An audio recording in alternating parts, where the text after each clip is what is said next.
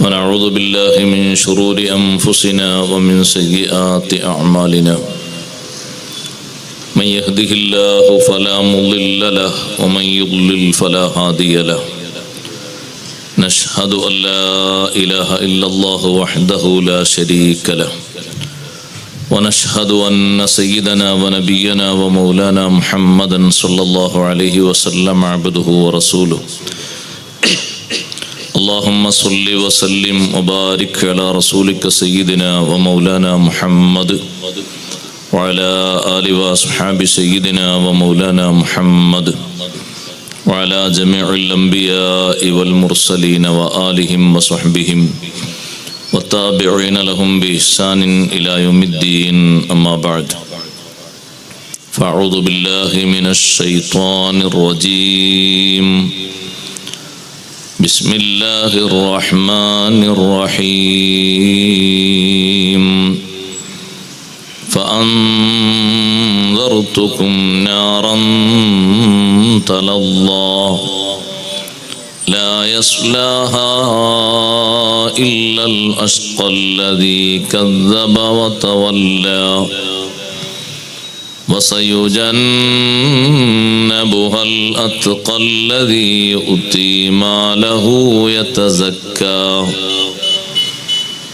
وما لأحد عنده من نعمة تجزى إلا ابتغاء وجه ربه الأعلى ولسوف يرضى صدق الله العظيم صدق وصدق وبلغ رسوله النبي الكريم ونحن على ما قال ربنا من الشاهدين الشاكرين والحمد لله رب العالمين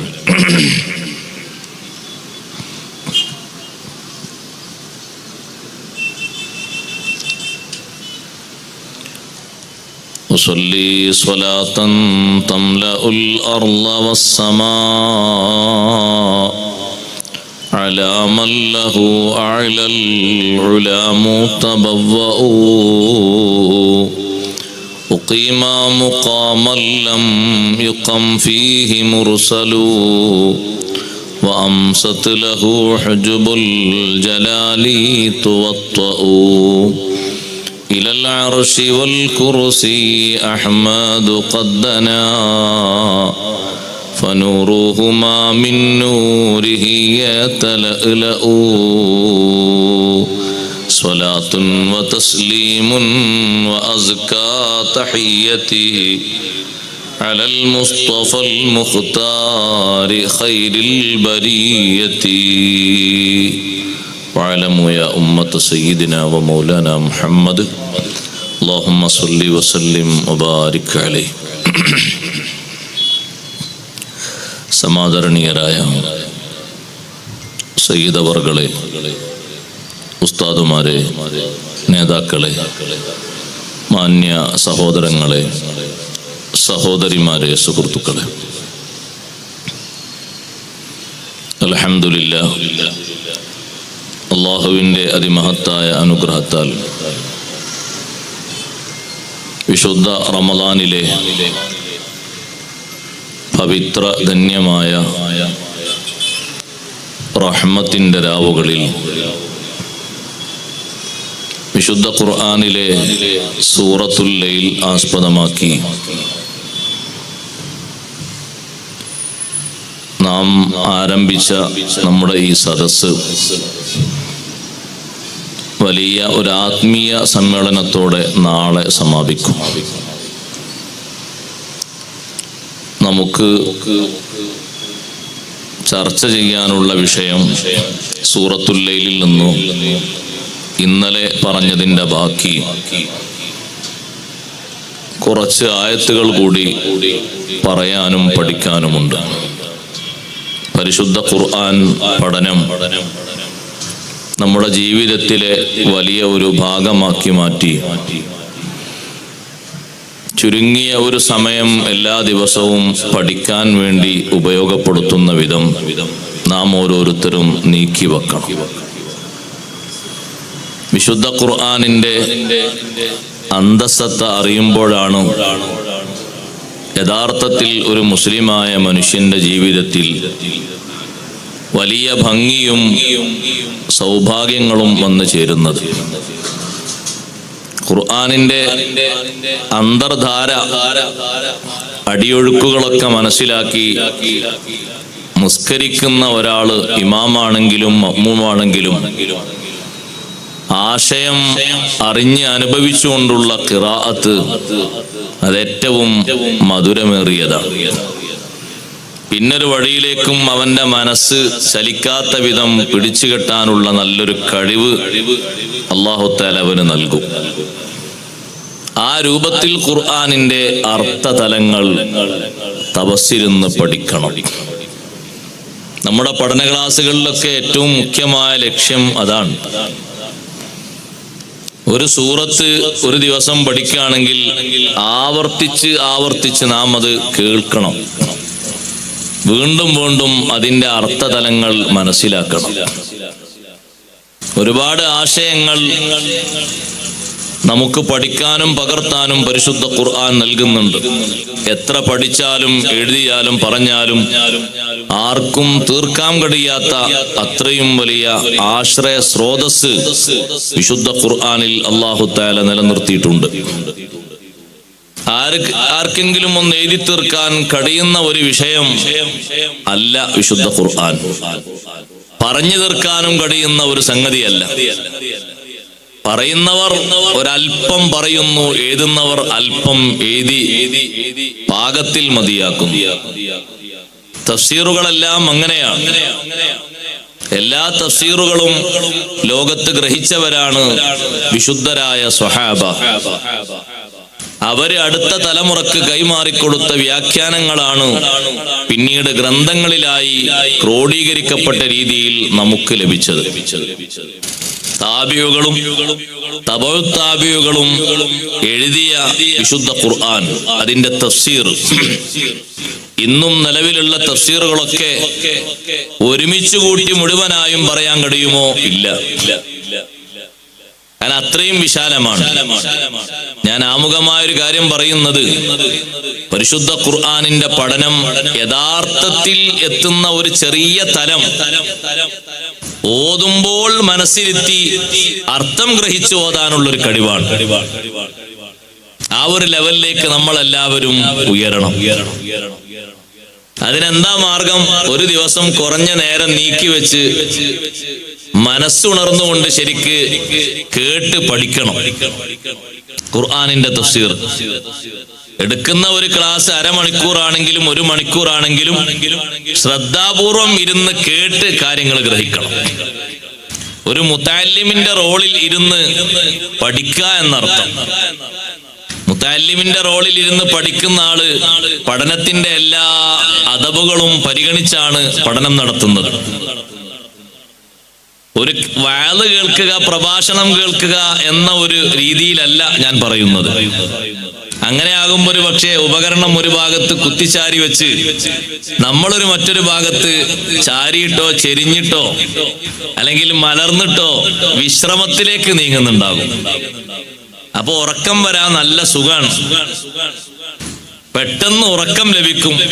ഒരു വഅദ് അങ്ങനെ കേട്ടു തുടങ്ങിയാൽ മതി, അത് ഉറങ്ങാനുള്ള വഅദായി മാറും. അങ്ങനെയല്ല ഞാൻ പറഞ്ഞത്. ഇരുന്ന് മനസ്സുണർന്ന് ശരീരവും ഉണർന്ന് ഖുർആനിന്റെ മുന്നിൽ തപസ്സിരുന്ന് പഠിക്കുക.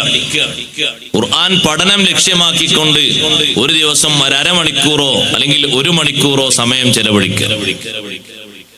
എന്നിട്ട് ചെറിയ ചെറിയ അധ്യായങ്ങളൊക്കെ, നിസ്കാരത്തിൽ ഓതുന്ന അധ്യായങ്ങളൊക്കെ നമ്മൾ കറക്റ്റായി അതിന്റെ അവതരണ പശ്ചാത്തലങ്ങളും ഉൾപ്പെടുത്തിയിരിക്കുന്ന ആശയ നിധികളും ഗനികളുമൊക്കെ അല്പമെങ്കിലും നമ്മളെ കൽബിലേക്ക് നമ്മൾ സ്വായത്തമാക്കുക. എന്നിട്ട് അതിങ്ങനെ ഓതുമ്പോ നമ്മളെ കൽബിൽ അതിന്റെ ആശയങ്ങൾ ഇങ്ങനെ വരണം. ഇമാം ഓതുകയാണെങ്കിൽ മഅ്മൂമ് ആ ആശയത്തിലൂടെ അങ്ങനെ ചിന്തിച്ചു പോകണം. ഭക്തി ലഭിക്കാൻ ഉള്ള സുന്നത്തുകളിൽ ഒരു പ്രധാനപ്പെട്ട സുന്നത്താണ് തദബ്ബുറുൽ ഖിറാഅ. അതെന്തെങ്കിലുമൊക്കെ ഒന്ന് നമുക്ക് വേണ്ടേ? എന്നാ അത് കിട്ടുക? അതിന് നമ്മൾ ഒരുങ്ങണം, നമ്മൾ ഓരോരുത്തരും ഒരുങ്ങണം. ഇമാം ഇപ്പൊ വെള്ളിയാഴ്ച രാവിലെ സബ്ബീസ് ഓതുകയാണെങ്കിൽ, ഹൽ അത്താക ഹദീസുൽ ഗാശിയ സൂറത്ത് ഓതുകയാണെങ്കിൽ ഈ കേൾക്കുന്ന ആള് ഓതാൻ പാടില്ല. അയാൾ ഓതുന്നത് കറാഹത്താണ്. സബ്ബീസ്മ എനിക്കൊരു ഉസ്താദ്, എങ്ങൾക്ക് മാത്രമൊന്നുമല്ല, ഞാനും കൂടെ ഓതുന്നുണ്ട്, കൂടെ ഓതാൻ പറ്റൂല. അയാൾ കേൾക്കണം. കേൾക്കുന്ന എന്തിന്? അർത്ഥം ചിന്തിച്ചുകൊണ്ട് കേൾക്കണം. അതിന് അർത്ഥം പഠിക്കണം, ആശയം പഠിക്കണം. സബ്ബിഹിസ്മ റബ്ബിക്കൽ അഅ്ല എന്ന ഒരു ആയത്തിന്റെ അർത്ഥം ഇങ്ങനെ ചിന്തിച്ച് ആ അൽ അഅ്ല എന്നതിന്റെ വിവിധ രൂപങ്ങൾ താഴെ വരുന്നു. അല്ലദീ ഖദ്ദറ ഫഹദ വല്ലദീ അഖ്റജൽ മർഅ ഫജഅലഹു ഗുസാഅൻ നഹ്വ. പിന്നെ തൊട്ടടുത്ത് നബി സല്ലല്ലാഹു അലൈഹി വസല്ലം തങ്ങളുടെ മദ്ഹ് വരുന്നു. സനുഖ്രിഉക ഫലാ തൻസ. ഓരോന്നും നമ്മൾ മനസ്സിരുത്തി ഇങ്ങനെ ചിന്തിക്കുമ്പോൾ നമ്മുടെ മനസ്സ് നിസ്കാരത്തിൽ അതിന്റെ ഭക്തിയിൽ മാത്രം ഒതുങ്ങി നിൽക്കും. ആ ഒരു ഖിയാമിൽ ഒരു പ്രത്യേക അവസ്ഥയിലെങ്കിലേക്കെങ്കിലും നമ്മൾ അങ്ങനെ ഉയർന്നു വരണം. ദിക്റുകളുടെ അർത്ഥങ്ങളൊക്കെ എളുപ്പത്തിൽ പഠിക്കാം. ഖുർആൻ ഇരുന്ന് തപസ്സിരുന്ന് നന്നായി പഠിക്കണം. അല്ലാഹു തആല അതിന് തൗഫീഖ് നൽകുമാറാകട്ടെ. ഒരു മുതഅല്ലിമിന് ലഭിക്കുന്ന, ആലിമിന് ലഭിക്കുന്ന വലിയൊരു ഭാഗ്യം അതാണ്. നിസ്കാരത്തിൽ അവന് ഭക്തി സ്വരൂപിക്കാനും കേന്ദ്രീകരിക്കാനും വലിയ ഒരു കഴിവ് അല്ലാഹു തആല നൽകിയിട്ടുണ്ട്. അത് ഖുർആനിന്റെ അർത്ഥം ചിന്തിക്കുന്നതാണ്. മനസ്സ് നന്നാകാനും 5 മാർഗങ്ങൾ സൈനുദ്ദീൻ മഖ്ദൂം റളിയല്ലാഹു അൻഹു നിർദ്ദേശിച്ചപ്പോൾ അതിൽ ആദ്യമായി എണ്ണി പറഞ്ഞത് തിലാവത്തുൽ ഖുർആനി ബിത്തദബ്ബുർ, അർത്ഥം ചിന്തിച്ചുകൊണ്ടുള്ള ഖുർആനോത്ത്. അത് നമ്മുടെ മനസ്സിന്റെ കറകൾ നീക്കും. ഒരു സന്ദേഹവും ആ വിഷയത്തിലില്ല. അർത്ഥം ചിന്തിച്ചുകൊണ്ടുള്ള ഖുർആനോത്ത്. അർത്ഥം ചിന്തിച്ച് ഓതുന്നവരെ കേട്ടാൽ തന്നെ ബാക്കിയുള്ള ആളുകൾക്ക് മനസ്സിനൊരു മാറ്റം ഉണ്ടാകും. അർത്ഥം ചിന്തിച്ച് ഓതുന്ന ഒരു ഇമാമിന്റെ പിന്നിൽ നിസ്കരിക്കുന്ന ഒരാള്, ആ ഇമാം അർത്ഥം ചിന്തിച്ചുകൊണ്ട് സുബ്ഹാനല്ലാഹ് ഒരായത്ത് തന്നെ ഒരുപാട് തവണ ആവർത്തിക്കുന്നു. എത്ര തവണയാണ് മഹാന്മാരും മഹദിമാരും ആവർത്തിച്ചത്? അസ്മാ ബീവി റളിയല്ലാഹു അൻഹാ വീട്ടിൽ വെച്ച് ഖുർആൻ ഓതുന്ന സമയത്ത് ഉബൈദ് ഇബ്നു ഹംസ റളിയല്ലാഹു അൻഹു പറയുന്നു, മഹദിയുടെ വീടിന്റെ അടുത്തുകൂടെ ഞാൻ അങ്ങനെ പോവാണ്. അസ്മാ റളിയല്ലാഹു അൻഹ വീട്ടിന്റെ ഉള്ളിൽ ഖുർആൻ ഓതാണ്, സൂറത്തുത് തൂർ ഓതിയിട്ട് ഞാൻ പോകുമ്പോഴുള്ള ആയത്ത് തന്നെയാണ് തിരിച്ചു വരുമ്പോൾ ഓതുന്നത്. ഞാൻ മദീന സൂക്കിൽ പോയി വാങ്ങേണ്ടതൊക്കെ വാങ്ങി അതേ വഴിക്ക് തിരിച്ചു വന്നപ്പോഴും ഒരായത്താണ് തർദീദ്, മടക്കി മടക്കി ഓതുന്നത്. എത്രയും അങ്ങനെ മടക്കി ഓതാൻ പറ്റുമോ? അർത്ഥം ചിന്തിക്കുന്നവർക്ക് എത്രയും മടക്കി ഓതാം. 1 മണിക്കൂർ ഓതിയവരുണ്ട്, ഒരു രാത്രി മുഴുവനും ഓതിയവരുണ്ട്, പകലിൽ തന്നെ 4-5 മണിക്കൂർ ഒരു ആയത്ത് തർദീദ് ചെയ്ത് ഓതിയവരുണ്ട്. അർത്ഥം ഗ്രഹിച്ചുകൊണ്ട് ആശയങ്ങളിലേക്ക് മനസ്സ് വെച്ചുകൊണ്ട് മഹദി ഓതുന്നത് എന്താണ്? ഫമന്നല്ലാഹു അലൈനാ വവഖാനാ അദാബസ് സമൂം. സ്വർഗീയസ്ഥരായ ആളുകൾ സ്വർഗത്തിൽ സന്തോഷം കൊണ്ട് പങ്കുവെക്കുന്ന ഒരു അഭിമുഖ സംഭാഷണമുണ്ട്. സ്വർഗക്കാര് പരസ്പരം അങ്ങോട്ടും ഇങ്ങോട്ടും നോക്കി പറയുന്ന ഒരു വർത്തമാനമുണ്ട്. ആ വർത്തമാനത്തിലെ ഒരു വരിയാണത്, ഫമന്നല്ലാഹു അലൈനാ വവഖാനാ അദാബസ് സമൂം. അല്ലാഹു നമുക്ക് വലിയ അനുഗ്രഹം ചെയ്തു. ഫമന്നല്ലാഹു അലൈനാ, അല്ലാഹു നമുക്ക് വലിയ അനുഗ്രഹം ചെയ്തു. ഈ അനുഗ്രഹത്തിന്റെ കട്ടിയും കനവും വിവരിക്കാൻ കഴിയില്ല. വവഖാനാ അദാബസ് സമൂം. വവഖാനാ, അല്ലാഹു നമ്മെ കാത്തു രക്ഷിച്ചു. അദാബസ് സമൂം, വിഷലിപ്തമായ ശിക്ഷയിൽ നിന്ന് അല്ലാഹു നമ്മളെ കാത്തു രക്ഷിച്ചു. അല്ലെങ്കിലോ സൂചിയുടെ പഴുതുപോലെ ശരീരത്തിന്റെ ഓരോ തുരുമ്പിലേക്കും ഓരോ രൂമക്കൊത്തുകളിലേക്കും തുളച്ച് കയറുന്ന ശിക്ഷ, അതിനാണ് സമൂം എന്ന് പറയുന്നത്. 2 അർത്ഥതലങ്ങൾ ആ വാക്കിനുണ്ട്, രണ്ടും റെഡിയാണ്. സൂചിപ്പഴുതിലൂടെ നമ്മുടെ ശരീരത്തിന്റെ ഓരോ ഭാഗത്തിലേക്കും തുളച്ച് കയറുന്ന ശിക്ഷയാണ് നരകശിക്ഷ. നരകശിക്ഷയിൽ നിന്ന് അല്ലാഹു നമ്മെ കാത്തു രക്ഷിച്ചു. ഈ ആയത്ത് ഓതുന്നത് സഹോദരങ്ങളെ മണിക്കൂർ നേരം ആവർത്തിച്ചുകൊണ്ടാണ്. മഹാനവർകൾ ഉബൈദ് ഇബ്നു ഹംസ റളിയല്ലാഹു അൻഹു തിരിച്ച് ആ വീട്ടുമുറ്റത്തുകൂടെ പോകുമ്പോ വീട്ടിന്റെ ഉള്ളിൽ സൂറത്തിൽ ഓതുന്ന അസ്മാ റളിയല്ലാഹു അൻഹ ആ ആയത്ത് നിർത്തി അടുത്ത ആയത്തിലേക്ക് പ്രവേശിച്ചിട്ടില്ല. ഒരേ ആയത്താണ് ഓതുന്നത്. ഫമന്നല്ലാഹു അലൈനാ വവഖാനാ അദാബസ്സമൂം. അല്ലാഹു നമുക്ക് നൽകിയ ഭാഗ്യം, സ്വർഗ്ഗക്കാര് പരസ്പരം അഭിമുഖമായി സംഭാഷണം നടത്തി സന്തോഷം പറയുന്ന വർത്തമാനത്തിൽ നിന്നുള്ളൊരു വാക്ക് സൂറത്തു തൂറിലുള്ള ആ ഒരു വചനം അവരെ മനസ്സിൽ വല്ലാതെ ഇടം പിടിച്ചു. അതങ്ങനെ ആവർത്തിച്ച് ഓതുകയാണ്. ആ സമയം മുഴുവനും അവരെ മനസ്സിൽ ലയിച്ചിരിക്കുന്നത് അള്ളാഹുവിന്റെ ഖുർആനിലാണ്. സഹോദരങ്ങളെ, അർത്ഥം ചിന്തിച്ച് ഖുർആൻ ഓതിയാൽ മനസ്സിന്റെ കീടങ്ങൾ മുഴുവനും നശിപ്പിക്കാൻ കഴിയും. മാനസിക രോഗങ്ങൾക്ക് വലിയ സമാധാനം കിട്ടും. മനസ്സിന്റെ രോഗം ഏറ്റവും ചീഞ്ഞളിഞ്ഞ രോഗങ്ങളില്ലേ, അഹന്തയും അഹംഭാവവും അഹങ്കാരവും തുടങ്ങിയ അസൂയയും തുടങ്ങിയ രോഗങ്ങൾ, ആ രോഗങ്ങൾക്കുള്ള വലിയ ശിഫ ആണ് ഖുർആൻ അർത്ഥം ചിന്തിച്ച് ഓതുന്നത്. ഞാൻ അതിന്റെ മേഖലകളിലേക്ക് കടക്കുന്നില്ല. ബാഹ്യതലത്തിലുള്ള ഓപ്പറേഷൻ നിർവഹിച്ചവരും ഉണ്ട് ഖുർആനോത്ത് കേട്ടിട്ട്. ബാഹ്യതലത്തിൽ നമ്മുടെ ഹോസ്പിറ്റലുകളിൽ നടക്കുന്ന മേജർ ഓപ്പറേഷൻ ഇല്ലേ, അത്തരത്തിലുള്ള ഓപ്പറേഷൻ ഒരു ഗുളികയും കൊടുത്ത് ശരീരത്തെ മയക്കാതെ, ഒരു ഇഞ്ചിറ്റ് ചെയ്ത് ശരീരത്തിന്റെ ഭാഗങ്ങൾക്ക് തരിപ്പ് നൽകാതെ വിശുദ്ധ ഖുർആനിന്റെ വിസ്മയത്തിൽ ഓപ്പറേഷൻ നടത്തിയിട്ട് കാല് മുറിച്ചു മാറ്റിയ മഹാരഥന്മാരും ഉണ്ട്. ഖുർആനിൽ അവരെ ശരീരം മനസ്സ് ലയിച്ചതുപോലെ അവരെ ശരീരത്തിന്റെ രോമങ്ങളും തൊലികളും മജ്ജയും മാംസവും ഒക്കെ ലയിച്ചു ചേർന്നു. വേദന അശേഷം അറിയാത്ത രൂപത്തിലുള്ള ഓപ്പറേഷൻ. എത്രമാത്രം പരിശുദ്ധ ഖുർആനുമായി അവർക്ക് ആത്മബന്ധമുണ്ടാകണം. ഞാൻ ആമുഖമായി സമാപനത്തിൽ ഇത് ഓർമ്മപ്പെടുത്തുന്നത് സഹോദരന്മാരോടും സഹോദരിമാരോടും ഒരു 3 ദിവസത്തെ ചുരുങ്ങിയ സമയത്തുള്ള ഈ ഒരു കേൾവി കൊണ്ട് പരിശുദ്ധ ഖുർആനിൽ നിന്ന് നമ്മൾ എന്തെങ്കിലും പഠിച്ചു എന്ന് പറയാനായിട്ടില്ല. ധാരാളം പഠിക്കണം. അല്ലാഹു തആല തൗഫീഖ് തരട്ടെ. ആവർത്തിച്ച് നമ്മൾ പഠിക്കണം, പഠനങ്ങൾ നടത്തണം. ഖുർആനിന്റെ പ്രഭാഷണങ്ങളും ഖുർആനിന്റെ വാളുകളും നന്നായി കേട്ട് പഠിക്കണം. നല്ല നല്ല പണ്ഡിതന്മാരുടെ ക്ലാസുകൾ നമുക്കിന്ന് ലഭിക്കുന്നത് എളുപ്പമാണ്. കേട്ട് പഠിക്കുന്നത് സുഖമാണ്. ആഴ്ചയിൽ നടക്കുന്ന ഖുർആൻ പഠന ക്ലാസ്സുകളുണ്ട്. ശരിയായ നിലക്ക് തഫ്സീർ നോക്കി ക്ലാസ് എടുക്കുന്ന നല്ല ഉലമാഇന്റെ ക്ലാസ് ഉണ്ട്.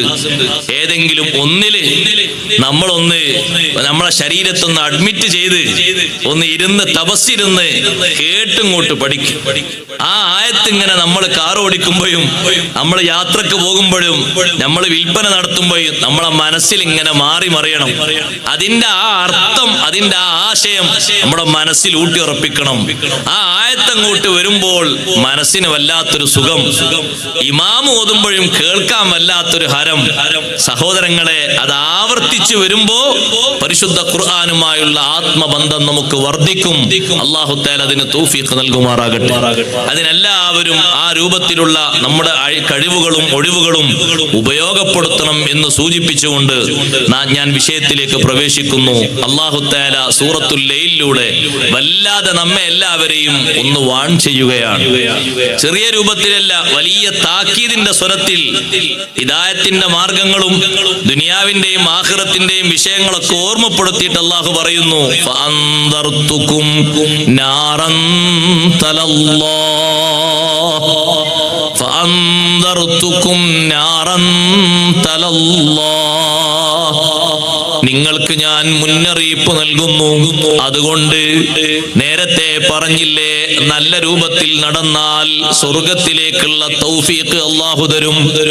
അതേ തെറ്റിയ മാർഗത്തിൽ നടന്നാൽ നരകത്തിലേക്കുള്ള പരാജയത്തിന്റെ മാർഗങ്ങളും തുറന്നു തരും. രണ്ടും ഈ ദുനിയാവിലുണ്ട്. എന്നിട്ട് അല്ലാഹു വാൺ ചെയ്യുന്നത്, അല്ലാഹു തആല സൃഷ്ടിച്ചു വെച്ച പടപ്പുകളിൽ വളരെയധികം ഭീകരമായ കേട്ടാലും അറിഞ്ഞാലും അനുഭവിച്ചാലും എല്ലാവരും പേടിച്ചു പോകുന്ന രീതിയിലുള്ള ഒരു സംഭവമാണ് നരകം. ആ നരകത്തെയാണ് അല്ലാഹു തആല വാൺ ചെയ്യുന്നത്. ഫഅൻദർതുകും നാറൻ തലല്ലാഹ്. കത്തി കത്തിജ്വലിക്കുന്ന നരകം. നാറൻ തലല്ലാഹ്, കത്തിജ്വലിക്കുന്ന നരകം. ജ്വാലകൾ അവസാനിക്കുന്നില്ല. നരകത്തിന്റെ തീജ്വാലകൾക്ക് അവസാനമുണ്ടോ? ഇല്ല. ശമനം ഉണ്ടോ? ഇല്ല. ഡിഗ്രിക്ക് കുറവുണ്ടോ? ഇല്ല. എപ്പോഴും ഒരേ ലെവലിൽ അത് ജ്വലിച്ചു കൊണ്ടിരിക്കുന്നു. അതിനാണ് നാറൻ തലല്ലാഹ്. ഇവിടെ എത്ര വലിയ അഗ്നികുണ്ഡം നിങ്ങൾ നിർമ്മിച്ചാലും, രാജ്യത്തുടനീളം അതിനു വേണ്ടി സ്ഥലങ്ങൾ തയ്യാറ് ചെയ്താലും, കുറച്ച് സമയം കഴിയുമ്പോൾ അതിന്റെ ഡിഗ്രി കുറയും. പിന്നെ കുറച്ച് കഴിയുമ്പോൾ അത് ചാരമായി പോകും. അതിന്റെ ചൂട് കുറഞ്ഞു പോകും. അതേ സമയത്ത് ചൂടിന്റെ ഡിഗ്രിക്ക് കുറവില്ല, ജ്വാലകൾക്ക് കുറവില്ല, തീപ്പൊരികൾക്ക് ശമനമില്ല. എല്ലാം ഒരേ ലെവലിൽ സദാ സമയത്തും നിലനിൽക്കുന്ന ഒരു മഹാലോകം. അതാണ് നരകം. നരകത്തെയാണ് അല്ലാഹു തആല മുന്നറിയിപ്പ് തരുന്നത്. ഫഅൻദർതുകും നാറൻ തലല്ലാഹ്. ഈ നരകം അല്ലാഹു തആല കത്തിച്ച് തുടങ്ങുന്നതാണോ? അല്ല. നരകം കത്തിക്കപ്പെട്ട രീതിയിൽ, മൂർച്ച കൂടിയ രീതിയിലല്ലേ അല്ലാഹു സംവിധാനിച്ചിരിക്കുന്നത്. നരകത്തെ കത്തിച്ച് പരുവപ്പെടുത്തിയത് സഹോദരങ്ങളെ 3000 വർഷമാണ്. 3000 വർഷം കത്തിച്ച് പാകപ്പെടുത്തിയ നരകമാണ് നരകം. നാറുല്ലാഹിൽ മൂഖദാ. കത്തിച്ച് തുടങ്ങുന്നതല്ല, പരലോകത്ത് എത്തിയ ശേഷം കത്തിച്ച് റെഡിയാക്കി വെച്ച നരകമാണ്. 3000 കൊല്ലം കത്തിച്ച് പാകപ്പെടുത്തിയ നരകം. അതിന്റെ ചൂടോ സാധാരണ ഒരു ചൂടല്ല. ആ ചൂടിനെ പറ്റി നബി സല്ലല്ലാഹു അലൈഹി വസല്ലമ തങ്ങൾ പഠിപ്പിച്ചു. നാറുക്കും ജുസുഉം മിൻ 70 മിൻ നാരി ജഹന്നം. ദുനിയാവിൽ നിങ്ങൾ കത്തിക്കുന്ന തീ, ആ തീ നിങ്ങൾ കത്തിക്കുന്നത് വിറക് കൊണ്ടാണെങ്കിലും, യന്ത്രം കൊണ്ടാണെങ്കിലും, സ്ഫോടനം കൊണ്ടാണെങ്കിലും, പീരങ്കി കൊണ്ടാണെങ്കിലും, അതേ വേറെ ഏത് രൂപത്തിലാണെങ്കിലും, എന്ത് മരുന്ന് കത്തിച്ചിട്ടാണെങ്കിലും, ജുസുഉം മിൻ 70 മിൻ നാരി ജഹന്നം, നരകത്തിന്റെ തീയിന്റെ 70ൽ ഒരംശമാണ് ദുനിയാവിലുള്ള മൊത്തം തീ. ദുനിയാവിലുള്ള മൊത്തം തീ, മൊത്തം തീ കൂട്ടിക്കോളൂ. ഏതെല്ലാം രൂപത്തിലുള്ള തീകളുണ്ട്, ഏതെല്ലാം രൂപത്തിലുള്ള അഗ്നികളുണ്ട്. ആ അഗ്നി മുഴുവനും 70ൽ 1 മാത്രമേ ഉള്ളൂ. ചൂട് സഹിക്കാൻ പറ്റുന്നുണ്ടോ? താപനില ഓർക്കാൻ പറ്റുന്നുണ്ടോ? ഒരു വലിയ ചൂടുള്ള അടുപ്പിന്റെ മുന്നിൽ നിൽക്കുന്നത് എത്രമാത്രം സഹിക്കും സഹോദരങ്ങളെ? ചൂടില്ലാത്ത അടുപ്പിനല്ലേ നമ്മളെല്ലാവരും ആഗ്രഹിക്കുന്നത്. എന്തേ കാരണം? ചൂട് സഹിക്കാൻ പറ്റുന്നില്ല ഈ ദുർബല ശരീരത്തിന്.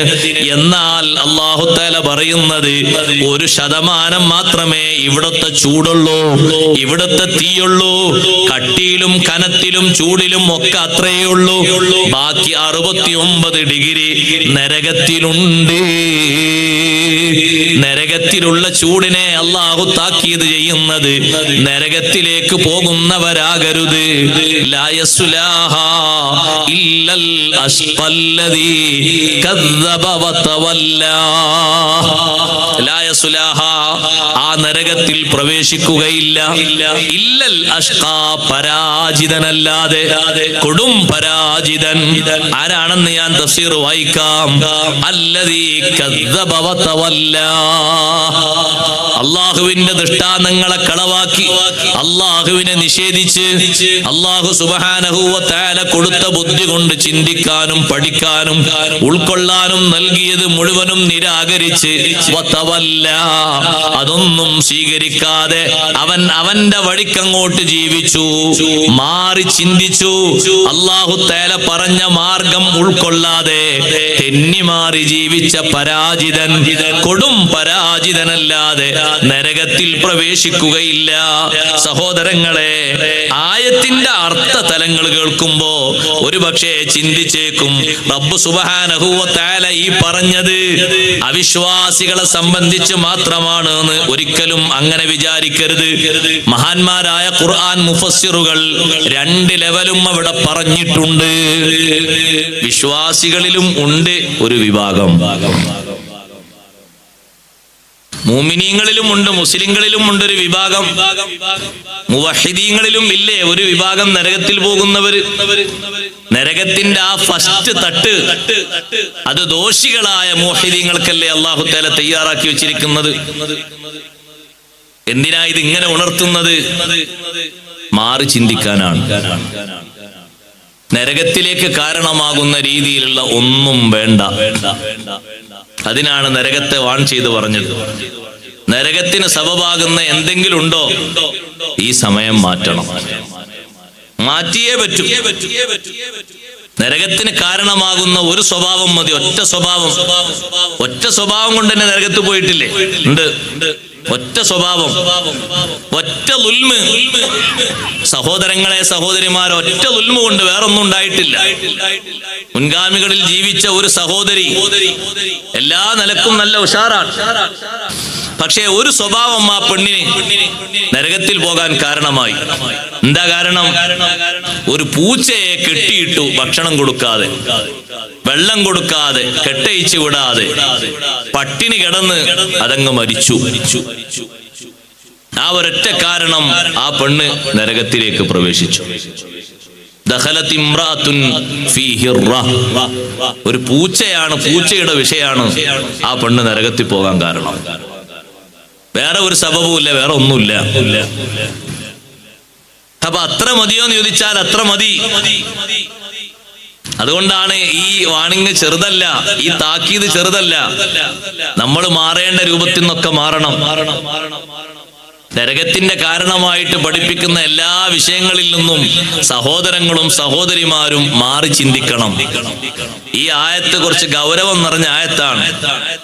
ഉമർ ഇബ്നു അബ്ദുൽ അസീസ് റളിയല്ലാഹു അൻഹു മഗ്രിബ് നിസ്കരിച്ചപ്പോൾ വല്ലൈലി സൂറത്ത് ഓതിയിട്ട് ഫഅൻദർതുക്കും നാറൻ തലല്ലാഹ് എന്ന ആ ഭാഗം എത്തിയപ്പോൾ പിന്നെ പൂരിപ്പിക്കാൻ കഴിഞ്ഞില്ല എന്നാണ്. കരച്ചിൽ വന്നു, ബാക്കിയുള്ള ഭാഗം ഓതാൻ കഴിഞ്ഞില്ല. അതവിടെ നിർത്തിയിട്ട് വേറെ ഒരു സൂറത്ത് പകരം ഓതി എന്നാണ് ഇമാം ഖുർത്തുബി റളിയല്ലാഹു അൻഹു അങ്ങനെ രേഖപ്പെടുത്തിയത് കാണാം. ഉമർ ഇബ്നു അബ്ദുൽ അസീസ് റളിയല്ലാഹു അൻഹു ചിന്തിക്കുന്നത് നരകത്തിന്റെ തീജ്വാലയെ പറ്റി. ഓർക്കാൻ പറ്റാത്ത ഒരു സംഗതിയാണ് നരകം എന്ന് പറയുന്നത്. വല്ലാത്ത ഒരു സംഭവമാണ് നരകം എന്ന് പറയുന്നത്. അഷ്റഫുൽ ഖൽഖ് സല്ലല്ലാഹു അലൈഹി വസല്ലം തങ്ങൾ മിഅ്റാജിന്റെ വേളയിൽ അത്ഭുതത്തോടെ നിന്ന ഒരു രംഗം ആ നരകത്തെ കാക്കുന്ന മാലിക് അലൈഹിസ്സലാമിനെ കണ്ടിട്ടാണ്. ബാക്കിയുള്ള ഭാവങ്ങളിലൊക്കെ തങ്ങൾ അങ്ങനെ എത്രയോ അത്ഭുതങ്ങൾ കണ്ടിട്ടുണ്ട്. മാലിക് അലൈഹിസ്സലാമിനെ, നരകം കാക്കുന്ന മാലിക് അലൈഹിസ്സലാമിനെ കണ്ടപ്പോ തങ്ങൾ വല്ലാത്തൊരു നോട്ടം നോക്കി. വല്ലാത്തൊരു നിർത്താണത്. കാവൽ നൽകുന്നത് ഒരു സാധാരണ സംഗതിക്കല്ലല്ലോ.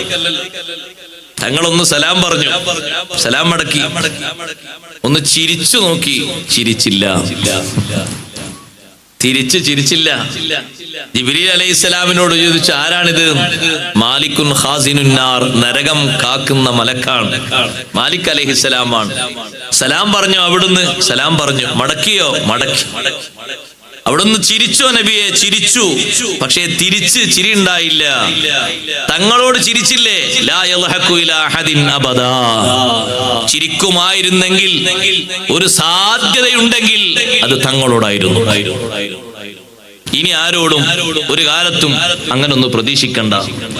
ചിരി അറിയാത്തത് കൊണ്ടാണ് കാവൽ നിൽക്കുന്നത് നരകത്തിനല്ലേ, തങ്ങളെ ബഹുമാനിക്കാത്തോണ്ടല്ല. കാവൽ നിൽക്കുന്ന നരകത്തിനല്ലേ. അതിന്റെ ഭയാനകതയിൽ ഉൾപ്പെട്ടിട്ടാണ് ചിരി വരാത്തത്. നരകം പടച്ച അന്നു മുതൽ ചിരിക്കാത്ത മലക്കാണ് മീകായിൽ അലൈഹിസ്സലാം. നരകത്തിന്റെ ഭയാനകത ആലോചിച്ചുകൊണ്ട് വല്ലാത്തൊരു സംഗതിയില്ലേ, ആലോചിച്ച് നോക്ക് നിങ്ങൾ. ഉമർ ഇബ്നു അബ്ദുൽ അസീസ് റളിയല്ലാഹു അൻഹു മഗ്രിബ് നിസ്കാരത്തിൽ ഇങ്ങനെ കരച്ചിലിങ്ങനെ ശക്തി കൂടി വന്നപ്പോ നിയന്ത്രണം വിട്ടുപോകുമോ എന്ന് കണ്ടപ്പോ അവിടെ നിർത്തിയിട്ട് ഫഅൻദർതുക്കും നാറൻ തലല്ലാഹ് ആ ആയത്ത് ആയത്തങ്ങ് ഓതിയിട്ട് കത്തിജ്വലിക്കുന്ന നരകം, അത് വല്ലാത്ത ഒരു സംഗതിയാണ്. അള്ളാഹു നമ്മെ കാത്തു രക്ഷിക്കട്ടെ. ഏറ്റവും അധികം കാവൽ ചോദിക്കുന്ന ഭയാനകമായ ലോകം. ഒരു ചെറിയ ചൂട് ഉൾക്കൊള്ളാൻ കഴിയാത്ത ദുർബല ശരീരങ്ങളാണ് നമ്മൾ. തണുപ്പും കൂടുതൽ നമുക്ക് പറ്റില്ല, ചൂടും പറ്റില്ല. ഈ ആളുകളല്ലേ സഹോദരങ്ങളെ എങ്ങനെ തിമിർത്താടുന്നത് കണ്ടിട്ട് അത്ഭുതം തോന്നുകയാണ്. ഇങ്ങനെ ഒക്കെ ലക്കും ലഗാനൊക്കെ വിട്ടിങ്ങനെ നടക്കുന്നത് കണ്ടിട്ട് അത്ഭുതം തോന്നുകയാണ്. ഒരു ചൂട് അത് ഉൾക്കൊള്ളാൻ കഴിയൂല, തണുപ്പ് അധികമായാൽ അതും ഉൾക്കൊള്ളാൻ കഴിയൂല. ഏതാ ഉൾക്കൊള്ളാൻ പറ്റിയൊരു ശരീരം ഉള്ളത്? എന്നിട്ട് പിന്നെയും പിന്നെയും ആ നരകത്തിലേക്ക് അങ്ങനെ തള്ളി നീങ്ങുന്നത് എന്തിനാണ്? പ്രവർത്തനത്തിലും സ്വഭാവത്തിലും കുറെ സ്വീകരിച്ചിരിക്കുന്നത് എന്തിനാണ്? ആരാണ് നരകത്തിൽ പ്രവേശിക്കുന്നത്? ഇല്ലൽ അഷ്ഖാ അല്ലദീ യസ്ലൻ നാറൽ കുബ്റാ, ഇല്ലൽ അഷ്ഖാ അല്ലദീ കദ്ദബ വതവല്ലാ. അള്ളാഹുവിന്റെ ദൃഷ്ടാന്തങ്ങളെ മുഴുവനും കളവാക്കി പരാജിതനായി ജീവിക്കുന്ന മനുഷ്യൻ, മുർസലീങ്ങൾ മുന്നിൽ വന്നു ക്ഷണിച്ചു, ഈമാനിൽ നിന്ന് പുറംതിരിഞ്ഞുപോയി, അനുസരിക്കാൻ അവൻ വകുപ്പാക്കിയില്ല.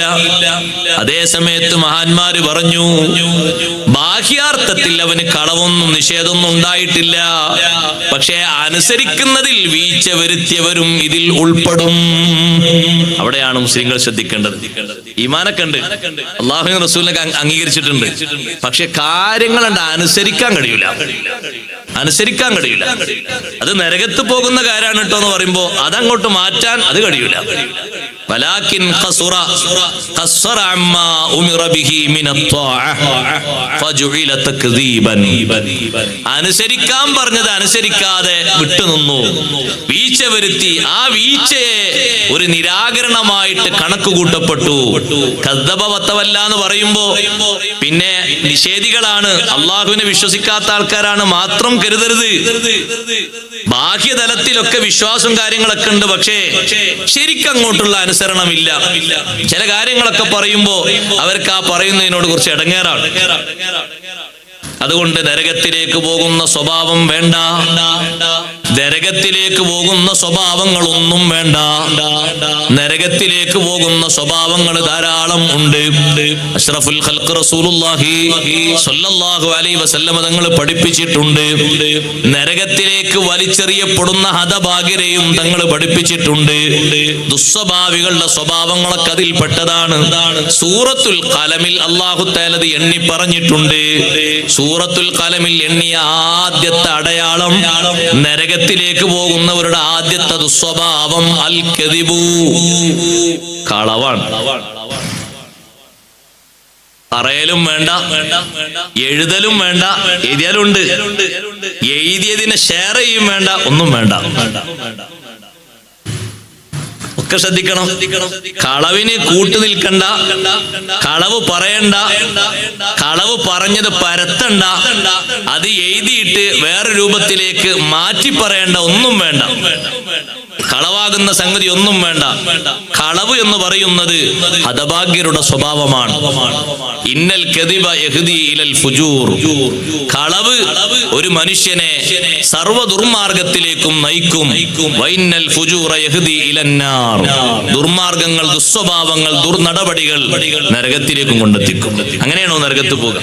കളവ് പറയുന്നവരിൽ മറ്റു സ്വഭാവങ്ങളൊക്കെ വരും. കള്ളം പറയാന്നുള്ളത് ഏറ്റവും മൂർച്ചയുള്ള ഒരു സംഗതിയാണ്. ഫലാ തുതിഇൽ മുകദ്ദിബീൻ. കള്ളം പറയുന്ന ആളുകൾക്ക് തങ്ങൾ വിധേയപ്പെട്ടു കൊടുക്കരുത് നബിയേ. അവരെ വലിയ നേതാവാണ് വലീദ് ഇബ്നു മുഗീറ, പക്ഷേ അവന്റെ ഏറ്റവും വലിയ ദുസ്വഭാവം നിറഞ്ഞ വാഗിലാസൊക്കെയുള്ള ആളാണ്. കളവ് തുരുതുരാ പറയും. ആരെ കിട്ടിയാലും കള്ളം പറയുക അവന്റെ ഒരു സ്വഭാവമാണ്. ജീവിതത്തിൽ ഒരു മുസ്ലിമിനോട് യോജിക്കാത്ത ഏറ്റവും നീച സ്വഭാവമാണ് കദിബ്, കളവ്. അതുകൊണ്ടല്ലേ നിങ്ങൾ നോക്ക്, നബി സല്ലല്ലാഹു അലൈഹി വസല്ലം തങ്ങളെ മുന്നിൽ വന്ന ചെറുപ്പക്കാരനോട്, യുവാവിനോട് തങ്ങൾ ഒഴിവാക്കാൻ പറഞ്ഞ മുഖ്യ വിഷയം കളവാണ്.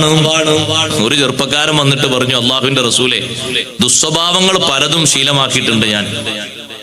മദ്യപാനുണ്ട്, അതുപോലെ തന്നെ വേശ്യാവൃത്തിയുണ്ട്, തസ്കര സ്വഭാവമുണ്ട്, അക്രമുണ്ട്, ഇതൊക്കെ എന്റെ സ്വഭാവങ്ങളാണ്. കള്ളം പറയലുണ്ട്, ഇതൊക്കെ ഉണ്ട്. എല്ലാം കൂടി മാറ്റിയിട്ട് അങ്ങോട്ട് ഇസ്ലാമിലേക്ക് വരാൻ കഴിയൂല. ഏതെങ്കിലും ഒന്ന് അത് ഒഴിവാക്കിയിട്ട് വരാൻ വേണ്ടി തങ്ങൾ പറഞ്ഞാൽ അതങ്ങോട്ട് നിർത്തും, ഞാൻ വരും ചെയ്യും. അങ്ങനെയാണ് അയാൾ വന്ന് പറഞ്ഞു. അപ്പൊ നല്ല ഒരു യുവത്തുള്ള ഒരു ചെറുപ്പക്കാരനല്ലേ നബി സല്ലല്ലാഹു അലൈഹി വസല്ലം തങ്ങൾ പറഞ്ഞു, ശരി നീ ഇസ്ലാമിലേക്ക് പ്രവേശിച്ചോ, ഒറ്റ കാര്യം ഉത്റുക്കിൽ കദിബ്, കളവ് നീ ഒഴിവാക്കി. കള്ളം പറയരുത്, ഒരു കാലത്തും നീ കളവ് പറയരുത്, അത് ഒഴിവാക്കിക്കോ. ശരി, ഞാൻ ആ ഒരു കാര്യം ഒഴിവാക്കി. ഷഹാദത്തൊക്കെ ചൊല്ലി കടന്നു വന്നു. അദ്ദേഹം സദസ്സ് വിട്ട് പിരിഞ്ഞ് വീട്ടിലെത്തി. തന്റെ കൂടെ അനാവശ്യത്തിന് എപ്പോഴും കോപ്പ് കൂട്ടുന്ന കൂട്ടുകാർ വന്ന് വിളിച്ചു, സുഹൃത്തെ വരുന്നോ? നല്ല ഒരു വീടുണ്ട്, ഇതുവരെ നമ്മൾ കയറിയ വീട് പോലെയൊന്നല്ല, ഇഷ്ടം പോലെ സമ്പത്തുള്ള വീടാണ്. ഇപ്പോഴാണ് അതിന്റെ ചാൻസ് ഒത്തു കിട്ടിയത്. വീട്ടുകാരൊക്കെ എവിടെ പോയിട്ടുണ്ട്, കയറിയാൽ വെറുതെ ആകൂല, ഇഷ്ടം പോലെ കിട്ടും. ഒന്ന് കളവ് നടത്താൻ, മോഷണം നടത്താൻ നീ വരുന്നോന്ന് ചോദിച്ചു. അപ്പൊ അയാൾ ഒരു നേരം ഇങ്ങനെ ചിന്തിച്ചു, ഞാനിപ്പോ ഇവരെ കൂടെ പോയിട്ട് നാളെ പിറ്റേന്ന് ഞാൻ മദീനയിലെത്തി നബി സല്ലല്ലാഹു അലൈഹി വസല്ലം നിങ്ങളെ കാണേണ്ടി വന്നാൽ അവിടെ നിന്നോട് ചോദിക്കാണ് കളവ് നടത്തിയോ എന്ന് ചോദിച്ചാൽ എന്റെ മാനം കാക്കാൻ വേണ്ടി ഞാൻ എന്ത് പറയണം? ഇല്ല എന്ന് പറയേണ്ടി വരും. അത് കളവല്ലേ? കളവ് പറയില്ല എന്ന് ഞാൻ വാഗ്ദത്തം ചെയ്തതല്ലേ, അത് ഞാൻ ഉറപ്പിച്ചതാണല്ലോ. അല്ല, ഞാൻ സത്യം നേർക്ക് നേരം അങ്ങോട്ട് പറയണം എന്നൊരു മറുപടി സത്യം പറയണം എന്നാണല്ലോ. ഞാൻ അങ്ങനെ ചെയ്തു എന്നാണെങ്കിൽ ജനങ്ങളെ മുന്നിൽ വെച്ച് എനിക്ക് ശിക്ഷ തരും, എന്നേക്കുമായി ആ അടയാളം എന്റെ ശരീരത്തിൽ നിലനിൽക്കും, എന്റെ കയ്യിന്റെ ഭാഗം ഛേദിച്ചു പോകും. അപ്പൊ ഒരു മാനക്കേടാണ്. അതുകൊണ്ട് ഞാനില്ല, നിങ്ങൾ പോയിക്കോന്ന് പറഞ്ഞു. ഇതുവരെ അനാവശ്യങ്ങൾക്ക് കോപ്പ് കൂട്ടിയ കൂട്ടുകാരോട് പറഞ്ഞു നിങ്ങൾ പോയിക്കോ, ഞാനില്ല. 2 ദിവസം കഴിഞ്ഞിട്ട് അടുത്ത ടീം വന്നു. അവര് വന്നിട്ട് പറഞ്ഞു, നല്ലൊരു ചാൻസ് ആണ്, ഇതുവരെ കുടിക്കാത്തൊരു മുന്തിയ സാധനം കിട്ടിയിട്ടുണ്ട്, ഒന്ന് അടിച്ചാലോ? അടിച്ച് ഫിറ്റായ നല്ല സുഖം ഉണ്ടാകും. അപ്പോഴും ഈ സഹോദരൻ ചിന്തിച്ചു, അല്ലാ, ഞാനെങ്ങാനും അത് കുടിക്കാൻ പോയിട്ട് നാളെ പിറ്റേന്ന് മദീനയിൽ പോയാൽ നിങ്ങൾ വല്ലതും അങ്ങനെ കുടിച്ചോന്ന് ചോദിച്ചാൽ മാനം കാക്കാൻ ഇല്ലെന്ന് പറയണം. പക്ഷെ അത് കളവാകും. കുടിച്ചു കഴിഞ്ഞാൽ അങ്ങനെ പറയാൻ പറ്റൂലല്ലോ, കളവ് പറയില്ല എന്നല്ലേ എന്റെ കണ്ടീഷൻ. ഇനി അതേന്ന് പറഞ്ഞാൽ ജനങ്ങൾക്ക് മുന്നിൽ വെച്ച് എനിക്ക് ശിക്ഷ കിട്ടും. അതൊരു മാനക്കേടാണല്ലോ. ആ ഒരു 40 അടി, ഒരടിയാണെങ്കിലും സ്വകാര്യമായിട്ടാണെങ്കിൽ അത്ര പ്രശ്നമില്ല. പക്ഷെ ജനസാന്നിധ്യത്തിൽ വെച്ചാകുമ്പോ ഒരു മാനക്കേടല്ലേ, അത് ആളുകളൊക്കെ അറിയും ചെയ്യും. അത് എന്നേക്കുമായ ഒരു കറയല്ലേ. ഇല്ല, ഞാനില്ല, നിങ്ങൾ പോയിക്കോ.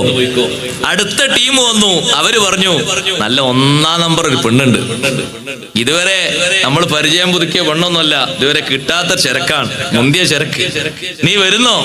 അപ്പോഴും അദ്ദേഹം ചിന്തിച്ചു, ഞാൻ മദീനത്തേക്ക് പോയാൽ എന്നോട് ചോദിക്കാണ് തങ്ങള് വേശ്യാവൃത്തി നടത്തിയോ എന്ന് ചോദിച്ചാൽ ഇല്ലെന്ന് പറയണം, അത് കളവാണ്, നടക്കൂല.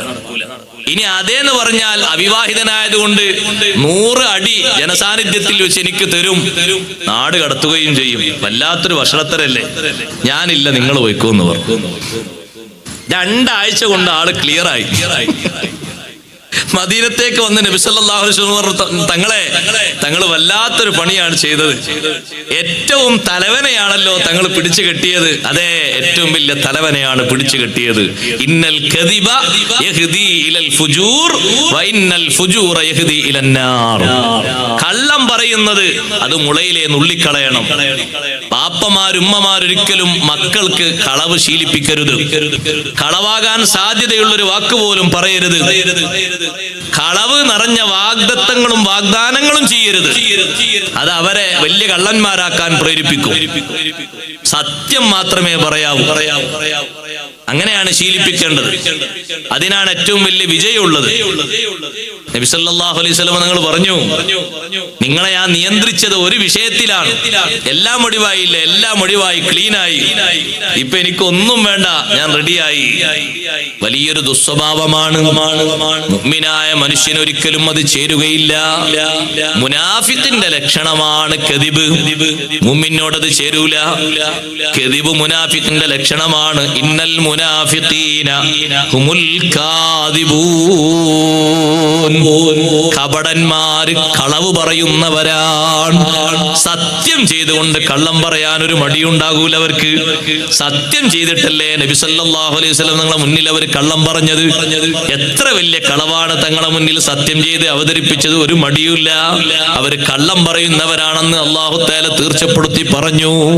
പറഞ്ഞ കാര്യം സത്യമാണ്, പക്ഷെ ഉള്ളു പൊള്ളായതുകൊണ്ടാണ് അല്ലാഹു തആല അതിനെപ്പറ്റി പറഞ്ഞത്. നാവിൽ മാത്രമേ ഉള്ളത് കളവാണ്, ഉള്ളിലില്ലത്. എന്താ അവർ വന്നിട്ട് പറയുന്നത്? നഷ്ഹദു ഇന്നക ലറസൂലുള്ളാഹ് എന്നാ പറയുന്നത്. ആ വാക്ക് അർത്ഥം വെച്ച് നോക്കുമ്പോ എന്തെങ്കിലും തെറ്റുണ്ടോ? ആ വാക്ക് അർത്ഥം വെച്ച് നോക്കുമ്പോ എന്താ തെറ്റുള്ളത്? ഈ വർത്തമാനം പറഞ്ഞവരെ പറ്റിയാണ് അല്ലാഹു തആല പറയുന്നത്. ഇന്നൽ മുനാഫിഖീന ഹുമുൽ കാദിബൂൻ. ഈ പറഞ്ഞ വർത്തമാനത്തിന് അർത്ഥം വെച്ച് നോക്കിയാൽ എന്ത് കുഴപ്പമുള്ളത്? അവിടുന്ന് അള്ളാഹുവിന്റെ റസൂലാണെന്ന് ഞങ്ങൾ സാക്ഷ്യപ്പെടുത്തുന്നു, തീർച്ചപ്പെടുത്തുന്നു, റെഡിയല്ലേ? പക്ഷെ പറഞ്ഞ ആൾക്കാരെ ഉള്ളിലേശിട്ടാണോ അത് പറഞ്ഞത്? അല്ല, നാവില് മാത്രമേ ഉള്ളൂ അത്. കളവ് മുഅ്മിന് ചേരുന്ന സ്വഭാവമല്ല, നരകത്തിലേക്ക് പോകേണ്ടി വരുന്ന സ്വഭാവമാണ് കദിബെന്ന് പറയുന്നത്. ഖിയാനത്ത്, വഞ്ചന മുഅ്മിന് ചേരൂല. പിന്നെ തുടർന്ന് പറയുന്നുണ്ട് സൂറത്തുൽ ഖലമിൽ, ഹമ്മാസിൻ മശ്ശാഇൻ ബിനമീം മന്നാഇൽ ലിൽ ഖൈരി മുഅ്തദിൻ അസീം. ദക്ക ദുസ്വഭാവികളുടെ സ്വഭാവമാണ്. ഹമ്മാസ്, പരിഹസിക്കുക, കളിയാക്കുക. എന്തെങ്കിലും ഒരു വാക്കിൽ പിഴവ് വന്നാ മതി, അത് കളിയാക്കുക. അപ്പൊ അതിന്റെ ലോകാണ് അല്ലേ? കുറെ ആൾക്കാർ അങ്ങനെ കാശുണ്ടാക്കാനായിട്ട് ഒരുങ്ങി നിൽക്കുന്നുണ്ട് ഓൺലൈനിൽ. അങ്ങനെ അടിവരടാനായിട്ട് ഒരു വാക്കിൽ എന്തെങ്കിലും ഒരു പിഴവ് വന്നാല് അതിന് വ്യൂസ് ഉണ്ടാക്കി പൈസ ഉണ്ടാക്കാൻ നിൽക്കുന്നുണ്ട് കുറെ ആൾക്കാർ. ആ ഒരു പരിഹാസ മുഖേന ഒരു തലക്കെട്ട് കൊടുത്ത് അത് കത്തിച്ചാല് ആളുകൾ അങ്ങനെ കണ്ടോളൂല്ലോ. അപ്പൊ അതങ്ങനെ പരിഹാസമായിട്ട് വന്നോളൂല്ലോ. ചില ആളുകൾ പരിഹാസത്തിന് വേണ്ടി തന്നെ തുറന്നു വെച്ചിരിക്കുകയാണ് ഒരു അധ്യായം. അവർക്ക് രാവിലെ ഒരു ക്ലാസ് 10 മിനിറ്റ്, വൈകുന്നേരം ക്ലാസ്. എന്താണേലും വിഷയം, മുഖ്യ വിഷയം പരിഹാസം. അവരുടെ വിഷയം അതാണ്. ഏതെങ്കിലും ഒരാളെ പരിഹാസത്തിന് വലിച്ചിടുക, എന്നിട്ട് കളിയാക്കുക. അപ്പൊ അത് ആൾക്കാരൊക്കെ കേൾക്കുമ്പോ അവനാന് കിട്ടേണ്ട കിട്ടുമല്ലോ. അതന്നെ പരിപാടി. പരിഹാസം എന്ന് പറഞ്ഞ ജീവിതത്തിന്റെ ഒരു ഭാഗമാക്കി മാറ്റിയവർ ചിലര്. അതൊരു സ്വഭാവമാണ് ചില ആളുകൾക്ക്. പരിഹസിക്കുക, എന്തിനേയും പരിഹസിക്കുക. മതത്തെ പരിഹസിക്കുന്ന ആളുകളില്ലേ? എത്ര ആളുകളുണ്ട്. ഇസ്ലാമിന്റെ ആശയങ്ങളെ പരിഹസിക്കുന്ന ആളുകളില്ലേ? എത്ര ആളുകളുണ്ട്. അതൊക്കെ ആ രൂപത്തിൽപ്പെട്ടതാണ്. പരിഹസിക്കരുത്, ആരെയും പരിഹസിക്കരുത്. പരിഹസിക്കുക എന്ന് പറഞ്ഞത് വലിയൊരു സംഗതിയാണ്. ഒരു സൂറത്ത് തന്നെ അല്ലാഹു തആല ഖുർആനിൽ അതിനെ അവതരിപ്പിച്ചിട്ടുണ്ട്, സൂറത്തുൽ ഹുമസ. അതിന്റെ തുടക്കം തന്നെ പറയുന്നത് അങ്ങനെയല്ലേ, വൈലുൽ ലികുല്ലി ഹുമസത്തിൽ ലുമസ. പരിഹസിക്കുക, കളിയാക്കുക. തന്നെ പോലെ ഒരു മികവില്ലാത്ത ആളുകളൊക്കെ കളിയാക്കുക. എല്ലാവരും ഒരേ ലെവലിലല്ല, എല്ലാവരെയും ഉൾക്കൊള്ളാനുള്ള കഴിവ് വേണം. ഒരാളെയും പരിഹസിക്കാൻ പാടില്ല, കളിയാക്കാൻ പാടില്ല, ചെറുതാക്കാൻ പാടില്ല. ഒരു വാക്ക് പോലും പരിഹാസത്തിന്റെ വാക്ക് ഉപയോഗിക്കാൻ പാടില്ല. നബി സല്ലല്ലാഹു അലൈഹി വസല്ലം നിങ്ങൾ പഠിപ്പിച്ച ശൈലി എങ്ങനെയാണ്? നിങ്ങൾ നോക്ക്, അതിരറ്റൊരു വാക്ക് പറഞ്ഞപ്പോ തങ്ങൾ തിരുത്തി സലാമത്ത് ബിൻ സലാം റളിയല്ലാഹു അൻഹുവിനെ. ആ പറഞ്ഞ വാക്ക് അത്ര ചേരുന്നൊരു വാക്കല്ല, അതുകൊണ്ടാണ് തങ്ങൾ തിരുത്തിയത്. ബദർ കഴിഞ്ഞ് തിരിച്ച് മദീനയിലേക്ക് വരുമ്പോ മദീനക്കാരായി ബദറിലേക്ക് പോകാത്ത കുറച്ച് ആളുകള് ആവേശത്തോടെ ചോദിച്ചു ബദറിൽ പങ്കെടുത്തവരോട് എങ്ങനെ ഉണ്ടായിരുന്നു. അപ്പൊ സലാമത്ത് ബിൻ സലാം റളിയല്ലാഹു അൻഹു പറഞ്ഞു, എങ്ങനെ ഉണ്ടായിരുന്നു? അറവുശാലയിലേക്ക് മൃഗങ്ങളെ കൊണ്ടുപോലുണ്ടായിരുന്നുണ്ട്. അറവുശാലയിലേക്ക് മൃഗങ്ങളെ കൊണ്ടുപോയതുപോലെ വഴിപ്പെട്ടു, ഞങ്ങൾക്ക് അവർ കീഴ്പ്പെട്ടു പോയി. മുശ്രിക്കുകളെ പറ്റി വർത്തമാനം പറഞ്ഞപ്പോ ഹബീബ് റസൂലുള്ളാഹി സ്വല്ലല്ലാഹു അലൈഹി വസല്ലം പറഞ്ഞു, സലാമത്ത് ബിൻ സലാം അങ്ങനെ പറയരുത്. അവര് നിങ്ങൾക്ക് ആരുമല്ലെങ്കിലും മറ്റൊരു വിഭാഗത്തിന് അവർ ജനപ്രതിനിധികളാണ്, നേതാക്കളാണ്. നമ്മൾ മനസ്സിലാക്കണം, വിശുദ്ധ ഇസ്ലാമിന്റെ വിശുദ്ധിയാണ്. പരിഹാസത്തിന്റെ വാക്ക് ഒരാ മുസ്ലിമിനെ പോലും പരിഹസിക്കാൻ പാടില്ല. പരിഹാസത്തോടെ ചിത്രീകരിക്കാനോ വർത്തമാനം പറയാനോ പറയാനോ പാടില്ല. അതുകൊണ്ടല്ലേ സഹോദരങ്ങളെ, ഗീബത്തിന്റെ വിഷയം പറഞ്ഞപ്പോ ഗീബത്ത് പറയുന്നത് ഹറാമാണ്. അതൊരു അമുസ്ലിമിനെയാണെങ്കിൽ പോലും പാടില്ലെന്ന് വിശുദ്ധ ദീൻ വിധി എഴുതിയത്. പാടില്ല. അമുസ്ലിമിനെ പറയാൻ പറ്റോ? കുറ്റം പറയാൻ പറ്റൂല. കളിയാക്കാൻ പറ്റോ? ഇല്ല. അവനും ഒരു മനുഷ്യനാണ്, അവനും ഉണ്ടൊരു മാന്യത, അവൻക്കും ഉണ്ടൊരു ബഹുമാനം. അംഗീകരിക്കുന്ന ആളുകളുണ്ട്. സലാമത്ത് ബിൻ സലാം റളിയല്ലാഹു അൻഹു പറഞ്ഞു, ഇല്ല നബിയെ, എനിക്ക് മാപ്പാക്കി തരണം. ഇത്യാദി വർത്തമാനങ്ങൾ ഇനി എന്നിൽ നിന്ന് വരില്ല. ആരെ പറ്റിയാണ് ഈ പറഞ്ഞത് എന്നറിയോ? അബൂജഹലിനെ പറ്റിയും ഉത്ബയെ പറ്റിയും ഷൈബയെ പറ്റിയുമാണ്. ഖുർആൻ അവരെ ശപിച്ചിട്ടില്ലേ? ശപിച്ചിട്ടുണ്ട്.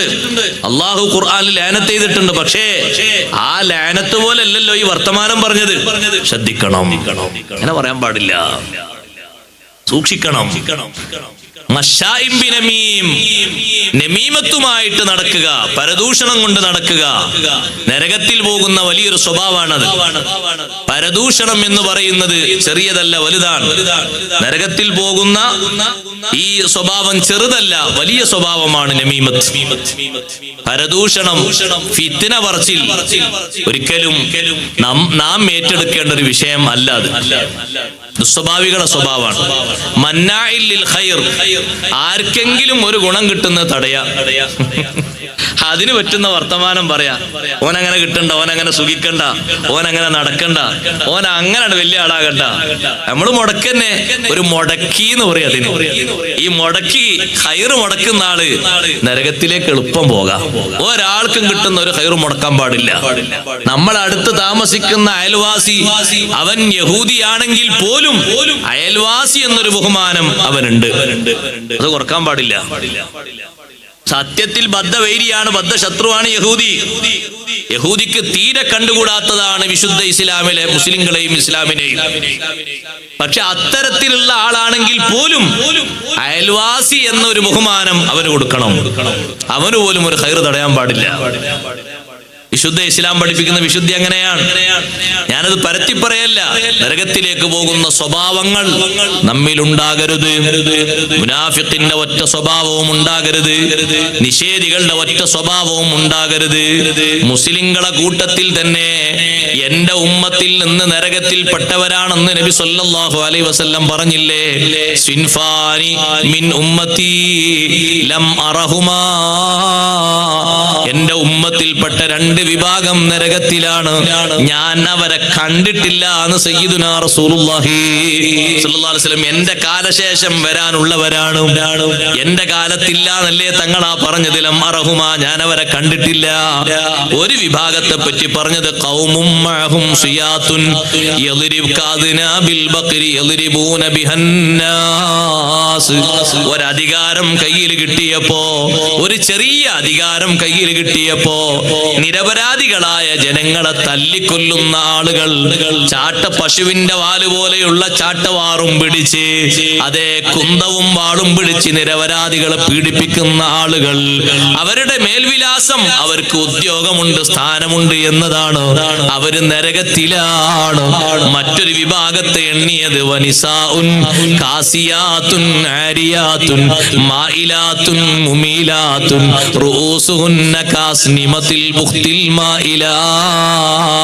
എന്റെ ശബ്ദം ശ്രവിക്കുന്ന ഈ പ്രഭാഷണ നഗരിയിൽ വന്ന മുഅ്മിനീങ്ങളോട്, മുഅ്മിനാത്തുകളോട് ഞാൻ പറയട്ടെ, നിങ്ങളുടെ മക്കളാകരുത് ഈ പറഞ്ഞ സ്ത്രീകള്, നിങ്ങളുടെ ഭാര്യമാരാകരുത്, നിങ്ങളുടെ സഹോദരിമാരാകരുത്, നിങ്ങളുടെ സ്വന്തം ഇണകളാകരുത്, നിങ്ങളുടെ പേരക്കുട്ടികളാകരുത്.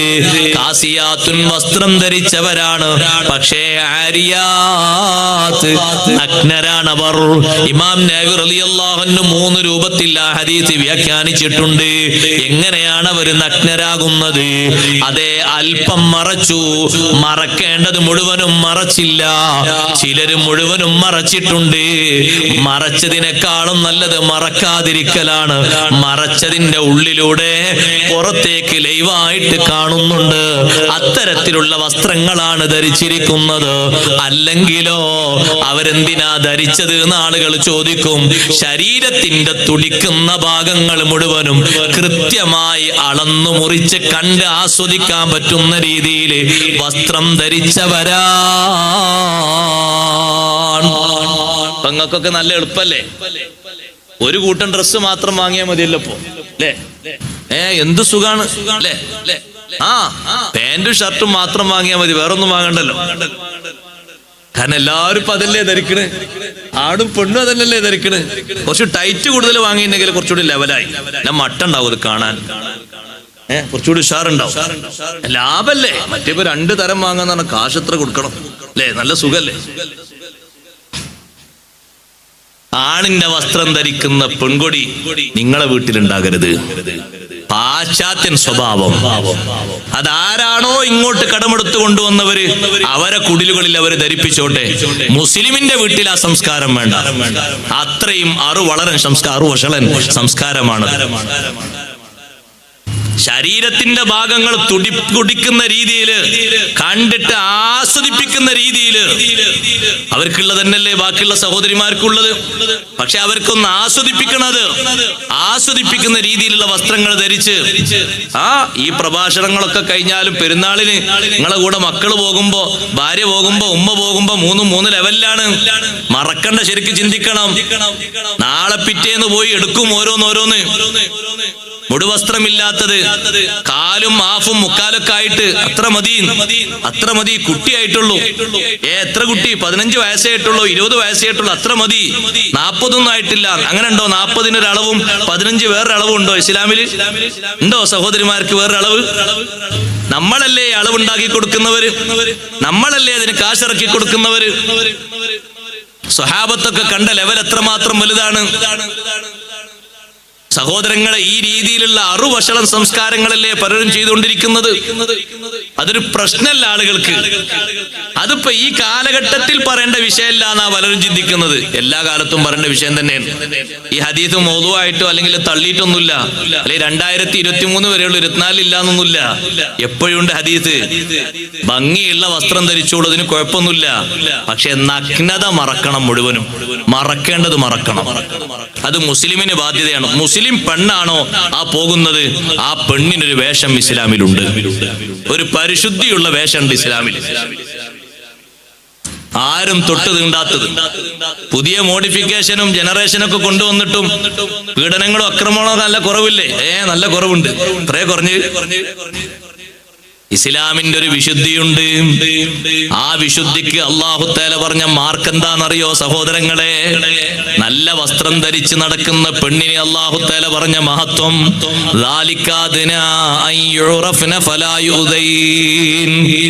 നല്ലവരാണെന്ന് മനസ്സിലാക്കപ്പെടാനും ആക്രമിക്കപ്പെടാതിരിക്കാനും ശല്യം ചെയ്യപ്പെടാതിരിക്കാനും അത് നല്ല വസ്ത്രമാണ്. അതാണ് നബിയെ തങ്ങൾ മക്കളോടും മുഅ്മിനാത്തുകളോടും ലോകത്തുള്ള എല്ലാ സഹോദരിമാരോടും പറയേണ്ടത്, യുദ്നീന അലൈഹിന്ന മിൻ ജലാബീബിഹിന്ന, അവരുടെ ജിൽബാബുകൾ മുകളിലേക്ക് കൂട്ടിക്കെട്ടുന്നതിന് പകരം താഴോട്ട് അവർ താഴ്ത്തിയിടണം. അവരെ ശരീരത്തിന്റെ തുടിക്കുന്ന ഭാഗങ്ങൾ മറ്റുള്ളവരിലേക്ക് പ്രദർശിപ്പിക്കരുത്. മറയോടുകൂടെ ബഹുമാനത്തോടുകൂടെ നടക്കേണ്ടവരാണ്. അവരെ ശരീരത്തിന് അല്ലാഹു നൽകിയ പരിശുദ്ധി കാത്തു സൂക്ഷിക്കേണ്ടവരാണ്. നല്ല പ്രവർത്തകനാണ്. അവന്റെ കൂടെ പോകുന്ന ഉമ്മാന്റെ വസ്ത്രം മാത്രം റെഡിയാണ്. നേരെ പിന്നാലുണ്ട് അവന്റെ ഭാര്യ. ഭാര്യക്ക് എന്താണ്? ഭാര്യക്ക് തട്ടേ ഉള്ളൂ, കൊഴിഞ്ഞടന്നൊരു തട്ടം. പിന്നെ ഇപ്പുറത്തൊരു മകളുണ്ട്, SSLC ഒക്കെ പഠിക്കുന്ന മകളാണ്. ആ മകളെ തട്ടുണ്ട്, അത് തോളിൽ ഇങ്ങനെ ചുറ്റി കെട്ടിയിരിക്കുകയാണ്. ഒരു ടീഷർട്ടും ഉണ്ട്, പിന്നെ അതിനൊത്ത ഒരു ഡ്രസ്സ് താഴെയുണ്ട്. ആരെ ചിത്ര ഞാൻ പറയുന്നത്? നിങ്ങള് പുറത്തെ ഏതെങ്കിലും നാടോളികളെ ചിത്രമല്ല. ഇസ്ലാമിന്റെ മെമ്പർഷിപ്പ് ഒക്കെ കയ്യിലേന്തി നല്ല ചൂടും ചുക്കാന്തിയോടെ പ്രവർത്തിക്കുന്ന സഹോദരങ്ങളെ, നമുക്ക് യോജിച്ചതല്ലത്. നമുക്ക് യോജിച്ച വസ്ത്രമല്ല. നമുക്ക് യോജിച്ച വസ്ത്രം നമ്മൾ ധരിക്കണം. അവരെ നമ്മൾ നരകത്തിലേക്ക് തള്ളിവിടരുത്. ഓരോരുത്തരും തീരുമാനിക്കണത്. നബി സല്ലല്ലാഹു അലൈഹി വസല്ലം തങ്ങൾ പറഞ്ഞ വാക്ക് എത്ര കറക്റ്റ് ആണ്. ഞാൻ കാണാത്തൊരു വിഭാഗം എന്നല്ലേ തങ്ങൾ പറഞ്ഞത്. അപ്പൊ അന്നത്തെ കാലത്തുള്ള മുഅ്മിനാത്തുകൾ എങ്ങനെ ആയിരിക്കും? ഒരു ഉദാഹരണം ഞാൻ പറഞ്ഞുതരാം. ബഹുമാനപ്പെട്ട സയ്യിദത്തിന ബീവി ആയിഷ റളിയല്ലാഹു തആല അൻഹ, ആയിഷ ബീവിന്റെ വീട്ടില് സൽക്കാരത്തിന് വന്നു. ഒന്ന് വിരുന്ന് പാർക്കാൻ വേണ്ടി വന്നു. ജ്യേഷ്ഠത്തിയുടെ മകൾ അസ്മാ ബീവി റളിയല്ലാഹു അൻഹയുടെ മകള് ആയിഷ ബീവിന്റെ വീട്ടില് വന്നപ്പോ ആയിഷ റളിയല്ലാഹു അൻഹ ആ കുട്ടിയുടെ തലയിലേക്ക് നോക്കിയപ്പോ ഒരു തട്ടം, തലയിലൊരു മക്കനുണ്ട്, ഹിമാർ, നല്ല മക്കനാണ്. പക്ഷെ റഖീഖൻ, ഉള്ളിലുള്ള മുടിയൊക്കെ പുറത്ത് വെളിവാകുന്ന മക്കനെ ധരിച്ചിരിക്കുന്നു. അത് ആയിഷ റളിയല്ലാഹു അൻഹ അയപ്പിച്ചു. അത് കീറിയിട്ട് ടേബിൾ തോർത്താനുള്ള അത് തോർത്താക്കി ടവ്വലാക്കി വെച്ചു. പകരം ഒരു കട്ടിയുള്ള മക്കനെ ധരിപ്പിച്ചു കൊടുത്തു. അതാണ് ഈമാന്, അതാണ് ഇഖ്ലാസ്. ഇസ്ലാമികമായ നടപടിയാണ് സ്വീകരിച്ചത്. മറ്റേത് കുറ്റമാണ്, വൻകുറ്റമാണ്. ശരീരം വെളിവാക്കി പ്രദർശിപ്പിച്ചുകൊണ്ടുള്ള നടത്തം മുസ്ലിം സഹോദരിക്ക് യോജിച്ചതല്ല. നമ്മൾ അപ്പുറത്ത് എത്ര തൗബ ചെയ്താലും എത്ര ഇസ്തിഗ്ഫാർ ചെയ്താലും ഒരു കറങ്ങനെ ബാക്കിയുണ്ട്. ഇത് തീർപ്പാക്കാൻ കഴിയൂല. അത് പാകപ്പെടുത്തണം, അത് ചിന്തിക്കണം. ആ രൂപത്തിൽ എല്ലാവരും വന്ന് വർത്തമാനം ഒരുപോലെ പറയുന്ന തരത്തിലല്ലേ സഹോദരങ്ങളെ ഹിജാബ് ഇറങ്ങിയത്? എത്ര വിശുദ്ധിയുടെ മാർഗമാണ് ഹിജാബ്. ഉമ്മഹാത്തുൽ മുഅ്മിനീങ്ങളെ വീട്ടിലേക്ക് വന്ന് സംസാരിക്കുന്ന ആളുകൾക്ക് ഹിജാബിന്റെ ആയത്തിറങ്ങിയതോടുകൂടെ നിയമത്തിന്റെ മാറ്റം വന്നില്ലേ? മറയുടെ വിരിയുടെ അപ്പുറത്ത് ഒരാളും കാണാത്ത രൂപത്തിലുള്ള ഒരു സംസാരം. വിരിയുടെ അപ്പുറത്ത് കാര്യങ്ങൾ പറയാ, ജവാബ് കിട്ടും, തിരിച്ചു പോകാം. എത്ര പരിശുദ്ധിയാ നൽകിയത്. എല്ലാ കെട്ടുകളും നമ്മൾ അയക്കണം, നമ്മൾ ശ്രദ്ധിക്കണം. നിസാഉൻ കാസിയാത്തുൻ ആരിയാത്തുൻ മായിലാത്തുൻ മുമീലാത്ത്. ശരിക്കതിന്റെ അടയാളം തങ്ങൾ പറഞ്ഞു, മായിലാത്തുൻ മുമീലാത്തുൻ. ആകർഷിക്കുന്നവരാണ്, മറ്റുള്ളവരെ ആകർഷിപ്പിക്കുന്നവരാണ്. റൂസുഹുന്ന കാസ്നിമത്തിൽ ബുഖ്തിൽ മായില. തലമുടി ഒട്ടകത്തിന്റെ പൂഞ്ഞ പോലെ കെട്ടാക്കി ഉണ്ടയാക്കി വെച്ച് നല്ല മോഡലിൽ സ്റ്റൈലിൽ അത് കോർത്തും റെഡിയാക്കിയും വെച്ചിട്ടുണ്ട്. ലാ യദ്ഖുൽനൽ ജന്ന. ആ സഹോദരിമാര് സ്വർഗത്തിൽ പ്രവേശിക്കുകയില്ല. വലാ യജിദ്ന റീഹഹാ. സ്വർഗത്തിന്റെ സുഗന്ധം അനുഭവിക്കുകയില്ല. വ ഇന്ന റീഹഹാ ലതൂജദു മിൻ മസീറതി കദാ വ കദാ. 500 കൊല്ലത്തെ വൈദൂരം അപ്പുറത്തേക്ക് അടിച്ചു വീശുന്ന സുഗന്ധമാണ് സ്വർഗത്തിന്റെ സുഗന്ധം. അത് അനുഭവിക്കാൻ പോലുമുള്ളൊരു ഭാഗ്യം അല്ലാഹു അവർക്ക് നൽകുകയില്ല. സ്വർഗത്തിൽ പോകുന്ന, നരകത്തിൽ പോകുന്ന വസ്ത്രം വേണ്ട, സ്വർഗത്തിൽ പോകുന്ന വസ്ത്രം ധരിക്കൂ. നരകത്തിലേക്ക് കൊണ്ടുപോകുന്ന വസ്ത്രധാരണ ശൈലി ഉണ്ടാക്കരുത്. ആ ഒരു ശീലം നമ്മൾ സ്വീകരിക്കരുത്. കഴിഞ്ഞ വർഷേ പെരുന്നാളിന് എന്റെ കുട്ടിയൊക്കെ ഡ്രസ്സ് എടുക്കാൻ വേണ്ടി ഞാൻ പോയപ്പോ ഞാൻ അങ്ങനെ അത്ഭുതപ്പെട്ടു പോയി. ഡ്രസ്സ് എടുക്കാൻ പോയപ്പോ ആ ചെറുപ്പക്കാരനായ ആ കച്ചവടക്കാരനോട് പറഞ്ഞു, ഉസ്താദേ നിങ്ങൾക്ക് പറ്റിയ ഡ്രസ്സ് ഇവിടെ ഉണ്ടായിരുന്നു. റമളാൻ ഒരു 10-15 വരെ ഉണ്ടായിരുന്നു. പക്ഷെ ഞാനത് കൊണ്ടുവന്ന് വെച്ചിട്ട് അതിൽപ്പെട്ട ഒരൊറ്റ ഒന്നുപോലും, നിങ്ങളിപ്പോ അന്വേഷിച്ച് വന്ന ഒരൊറ്റ ഒന്നുപോലും ഇവിടെ ചെലവായില്ല. എനിക്ക് ബാധ്യതയാകുമെന്ന് കരുതിയിട്ട് ഞാനത് തിരിച്ചയച്ചു. അപ്പൊ ഞാൻ ചോദിച്ചു, ഇപ്പൊ ചെലവാകണ മോഡൽ ഏതാന്ന് കാണിച്ചെന്നാണ്. അപ്പൊ ചെലവാകുന്ന മോഡൽ എനിക്ക് കാണിച്ചു തന്നു. എന്താ ഈ ഡ്രസ്സ്, എന്താ അതിന് പ്രത്യേകത? കാറ്റടിച്ചാൽ പള്ള കാണും. മനസ്സിലായോ? കഫൊക്കെ ഉണ്ട്, എത്രക്കുണ്ട്, പക്ഷെ കാറ്റടിച്ചാൽ എന്ത് കാണും? പള്ള കാണും. കണ്ടാൽ എന്തൊരു സുഖാണ് അല്ലേ, ഇതൊരു ആസ്വാദന. അതാണ് ചെലവാകുന്നത്. കുറെ മോഡലുകൾ എനിക്ക് കാണിച്ചു അദ്ദേഹം. ഒരൊറ്റ ഒന്നും ദീൻ പറഞ്ഞ രീതിയിൽ, ഷർത്തത്തെ രീതിയിലുള്ളതില്ല. ഏതെങ്കിലും ഒരു ഭാഗത്തിന് കുറഞ്ഞിടും. വേറൊരു മോഡൽ കാണിച്ചു തന്നു. ഇപ്പൊ 2 ആളുകൾ എടുത്തു പോയിട്ടേ ഉള്ളൂ. ഇപ്പോ 800-900 രൂപക്ക് 2 ആളുകൾ എടുത്തു പോയിട്ടേ ഉള്ളൂ. അതേ മോഡലാണെന്ന് കാണിച്ചു തന്നു. അതെന്താ സംഗതി അറിയാം നിങ്ങള്? അതിന്റെ ഈ സ്തനഭാഗത്തിന്റെ മേൽഭാഗത്തേക്ക്, സ്തനഭാഗത്തിന്റെ കറക്റ്റായിട്ട് മേലോട്ട് ഒരു മാലയാണ്, ഒരു വല, ഒരു നെറ്റ് മോഡല്. ശരിക്കും അങ്ങോട്ട് കാണാം അപ്പുറത്ത് എന്തൊക്കെയുള്ളത്. അതേ രൂപത്തിൽ തന്നെയാണ് ഇവിടുന്ന് ഇങ്ങോട്ടും, ഈ കയ്യിന്റെ ഇവിടുന്ന് ഇങ്ങോട്ടും അതേ രൂപത്തിൽ തന്നെയാണ്. അപ്പൊ ശരിക്കും നോക്കുന്ന ഒരാൾക്ക് കക്ഷഭാഗം വരെ ക്ലിയർ ആയിട്ട് കാണാൻ പറ്റും. ഒരു വല എങ്ങനെ ഉണ്ട്, ഒരു നെറ്റ് ഉണ്ട്, ഇത്രേ ഉള്ളൂ. വളരെ ശ്രദ്ധിച്ച് ഒന്ന് ചെറിയ നോട്ടം നോക്കിയാൽ തന്നെ മതി, ശ്രദ്ധിച്ചൊന്നും നോക്കണ്ട, അല്ലാതെ തന്നെ കാണും. അതാണ് ഇപ്പൊ ചെലവായത്. നഊദു ബില്ലാഹി മിൻ ദാലിക്. നമ്മളാകരുത് ഈ മോഡലുകളൊക്കെ വാരിക്കൂട്ടുന്ന ആളുകൾ. മുസ്ലിങ്ങൾക്ക് എല്ലാ വസ്ത്രങ്ങളും ചെലവാകുന്ന കണ്ടിട്ടാണ് പുതിയ ഈ കൾച്ചറൊക്കെ രൂപപ്പെടുത്തിയിട്ട് ഇങ്ങോട്ട് ഇറക്കണതൊക്കെ. പ്രതികരിക്കാൻ നല്ല ആർജവമുള്ള, ധാർമ്മിക ബോധമുള്ള ഉപ്പമാര്, ഈമാനുള്ളവര് വരണം. പെണ്ണുങ്ങളെ ഈ രൂപത്തിൽ കൊണ്ടുപോയിട്ട് നരകത്തിലേക്ക് ചാടിക്കരുത്. അവർക്ക് നല്ല മറ വരേണ്ടത് ഒരു 50-60 ആയതിന്റെ ശേഷമാണ് എന്ന ഒരു മുദ്രാവാക്യം ഇസ്ലാമിലില്ല. അങ്ങനെയാണെങ്കിൽ ആ പെൺകുട്ടിയോട് ആയിഷ ബീവി റളിയല്ലാഹു അൻഹ തൽക്കാലം സാരല്ല, ഇപ്പൊ അങ്ങനൊക്കെയല്ലേ, കല്യാണമൊക്കെ കഴിഞ്ഞ് 2-3 കുട്ടികളൊക്കെ ആകുമ്പോ നല്ല മക്കനെ ധരിച്ചാൽ മതി എന്ന് പറഞ്ഞാൽ പോരെ? എന്തിനാ അന്നത്തെ ദിവസം തന്നെ കട്ടിയുള്ള ഒരു മക്കനെ വേറെ ധരിപ്പിച്ചത്? പഠിക്കാൻ വലിയൊരു പാഠം ആ വിഷയത്തിൽ നമുക്കുണ്ട്.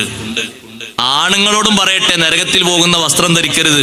നിസ്കാരം കാര്യങ്ങളൊക്കെ ഉണ്ടെങ്കിലും നരകത്തിൽ പോകുന്ന മാ അസ്ഫല മിനൽ കഅബൈനി ഫിന്നാർ, നെരിയാണി വിട്ട് താഴെ ഇറങ്ങിയത് എവിടെയാണത്?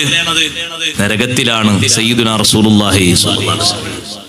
നിസ്കരിക്കുന്ന ആൾക്കാർ അവരോട് പറഞ്ഞാലൊന്നും എത്ര പറഞ്ഞാലും മനസ്സിലാകണ്ടേ? നെരിയാണി വിട്ട് താഴെ ഇറങ്ങിയത് നരകത്തിലാണ് എന്ന് പറഞ്ഞപ്പോ വളരെ പേടിയോടുകൂടെയല്ലേ അബൂബക്കർ സിദ്ദീഖ് റളിയല്ലാഹു അൻഹു വന്ന് ചോദിച്ചത്, ആശങ്കപ്പെട്ടുകൊണ്ട്. അല്ലാഹുവിന്റെ റസൂലെ, ഞാൻ പലപ്പോഴും ശ്രദ്ധിക്കാറുണ്ട്, ചിലപ്പോഴൊക്കെ എന്റെ വസ്ത്രം ഇങ്ങനെ അറിയാതെ ഇറങ്ങിപ്പോകാറുണ്ട്. നബി സല്ലല്ലാഹു അലൈഹി വസല്ലം നിങ്ങൾ പറഞ്ഞു, ലസ്ത മിൻഹും, നിങ്ങൾ ആ കൂട്ടത്തിൽപ്പെട്ട ആളല്ല സിദ്ദീഖ്, നിങ്ങൾ ആ കൂട്ടത്തിൽപ്പെട്ട ആളല്ല. അപ്പൊ ഈ പറഞ്ഞത് ആരാ? അതൊരു പവറാണ്, അതൊരു സ്റ്റൈലാണ്, ഒരു മോഡലാണ്. അങ്ങനെ ഉടുക്കൂ. മേലോട്ട് എടുക്കാൻ എത്ര ഉണ്ടായാലും പൊക്കിളിന് താഴെ എടുക്കൂ.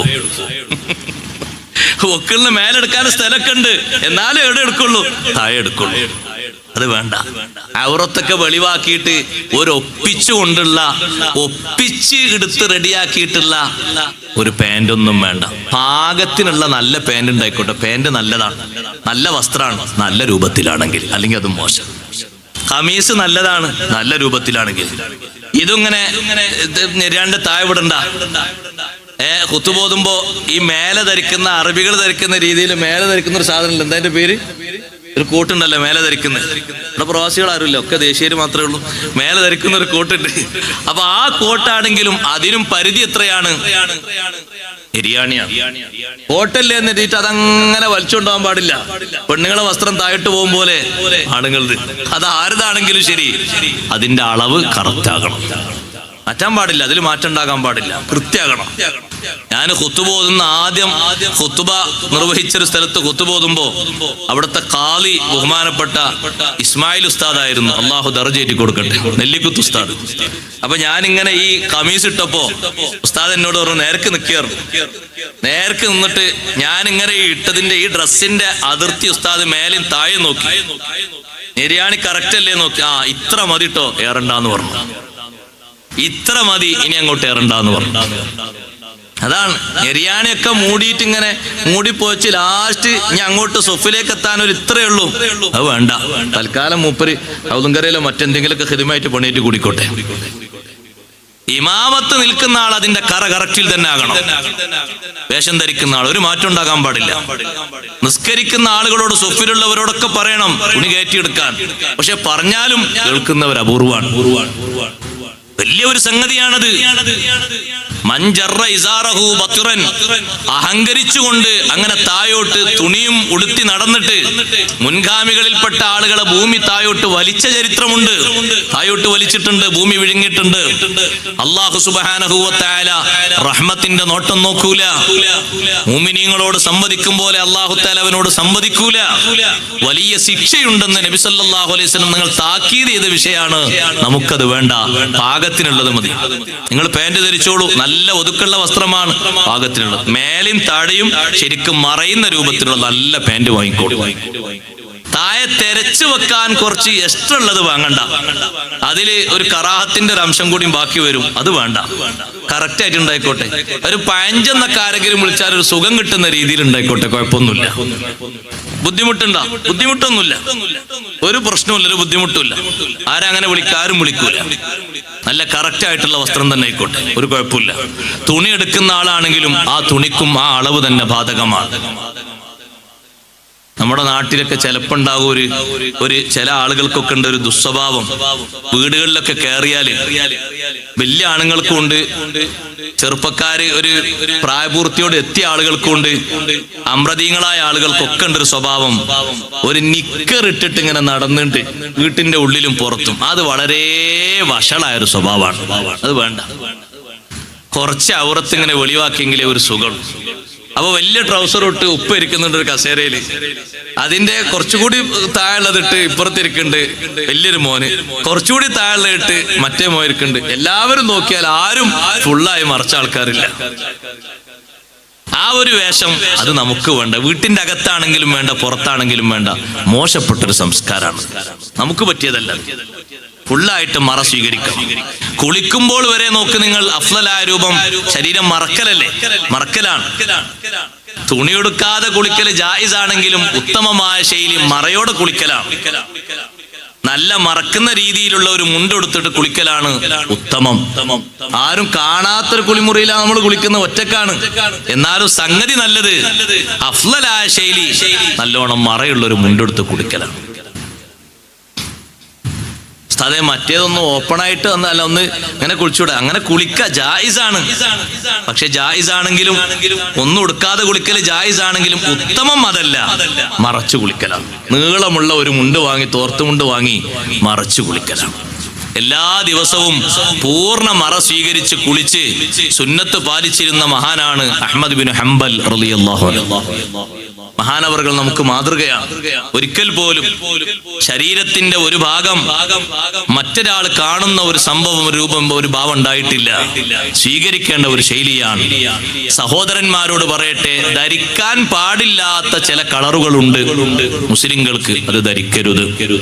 നിങ്ങൾ അങ്ങനെ മനസ്സിലാക്കിയാൽ മതി, ഒക്കെ കൂടി എണ്ണി പറയാൻ നേരല്ല. ധരിക്കാൻ പാടില്ലാത്ത ചില കളറുകളുണ്ട്, നമ്മളത് ധരിക്കണ്ട, നമുക്കത് ബുദ്ധിമുട്ട് വരുത്തും. നബി സല്ലല്ലാഹു അലൈഹി വസല്ലം തങ്ങൾ പ്രത്യേകം പറഞ്ഞിട്ടുണ്ട് ആ വിഷയം.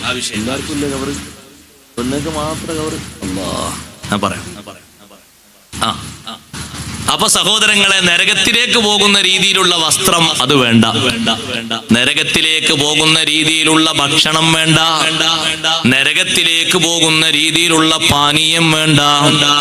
നരകത്തിലേക്ക് പോകുന്ന രീതിയിലുള്ള സൽക്കാരം വേണ്ട. നരകത്തിലേക്ക് പോകാനുള്ള രീതിയിലുള്ള ധൂർത്ത് വേണ്ട, ആർഭാടങ്ങൾ വേണ്ട. എല്ലാം ഒറ്റവാക്കിൽ പറഞ്ഞ് ഞാൻ ചുരുക്കുന്നു, നമ്മൾ നിയന്ത്രിക്കേണ്ടതാണ്.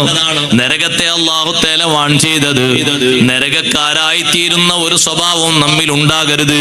അഷ്റഫുൽ ഖൽഖ് റസൂലുള്ളാഹി സ്വല്ലല്ലാഹു അലൈഹി വസല്ലം തങ്ങൾ പ്രത്യേകം കാത്തു സൂക്ഷിക്കാൻ വേണ്ടി മുന്നറിയിപ്പ് നൽകിയ സംഭവങ്ങൾ, ആ കൂട്ടത്തിൽപ്പെട്ട ഒന്നാണ് സഹോദരങ്ങളെ, നമ്മുടെ കുടുംബത്തിലുള്ള ഈ ജീവിതം, കുടുംബപരമായിട്ടുള്ള ബന്ധം കെട്ടുറപ്പോടെ കാത്തു സൂക്ഷിച്ചു പോകേണ്ട ഒരു ബന്ധമാണ്. പരിശുദ്ധ ഖുർആനിൽ 3 തവണ ലഅനത്ത് ചെയ്തൊരു വിഭാഗമാണ് കുടുംബ ബന്ധം മുറിക്കുന്ന ആളുകൾ. 3 പ്രാവശ്യമാണ് അല്ലാഹു തആല ശപിച്ചത്.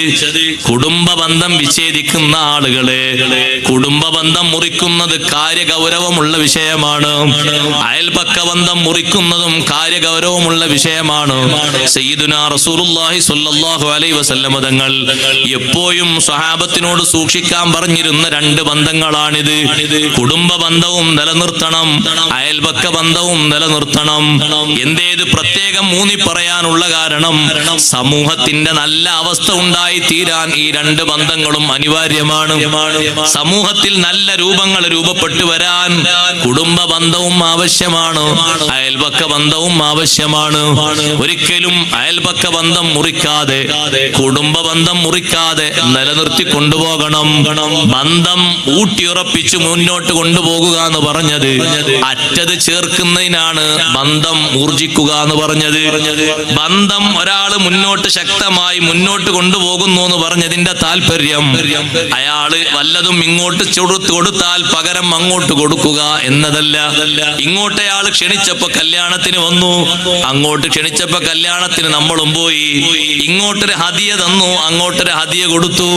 ഇങ്ങോട്ട് അയാൾ ചെറിയ ഒരു ഗിഫ്റ്റ് കൊണ്ടുവന്നപ്പോ അങ്ങോട്ടും ഗിഫ്റ്റ് കൊടുത്തു. അതല്ല ശരിയായ ബന്ധം എന്ന് പറയുന്നത്.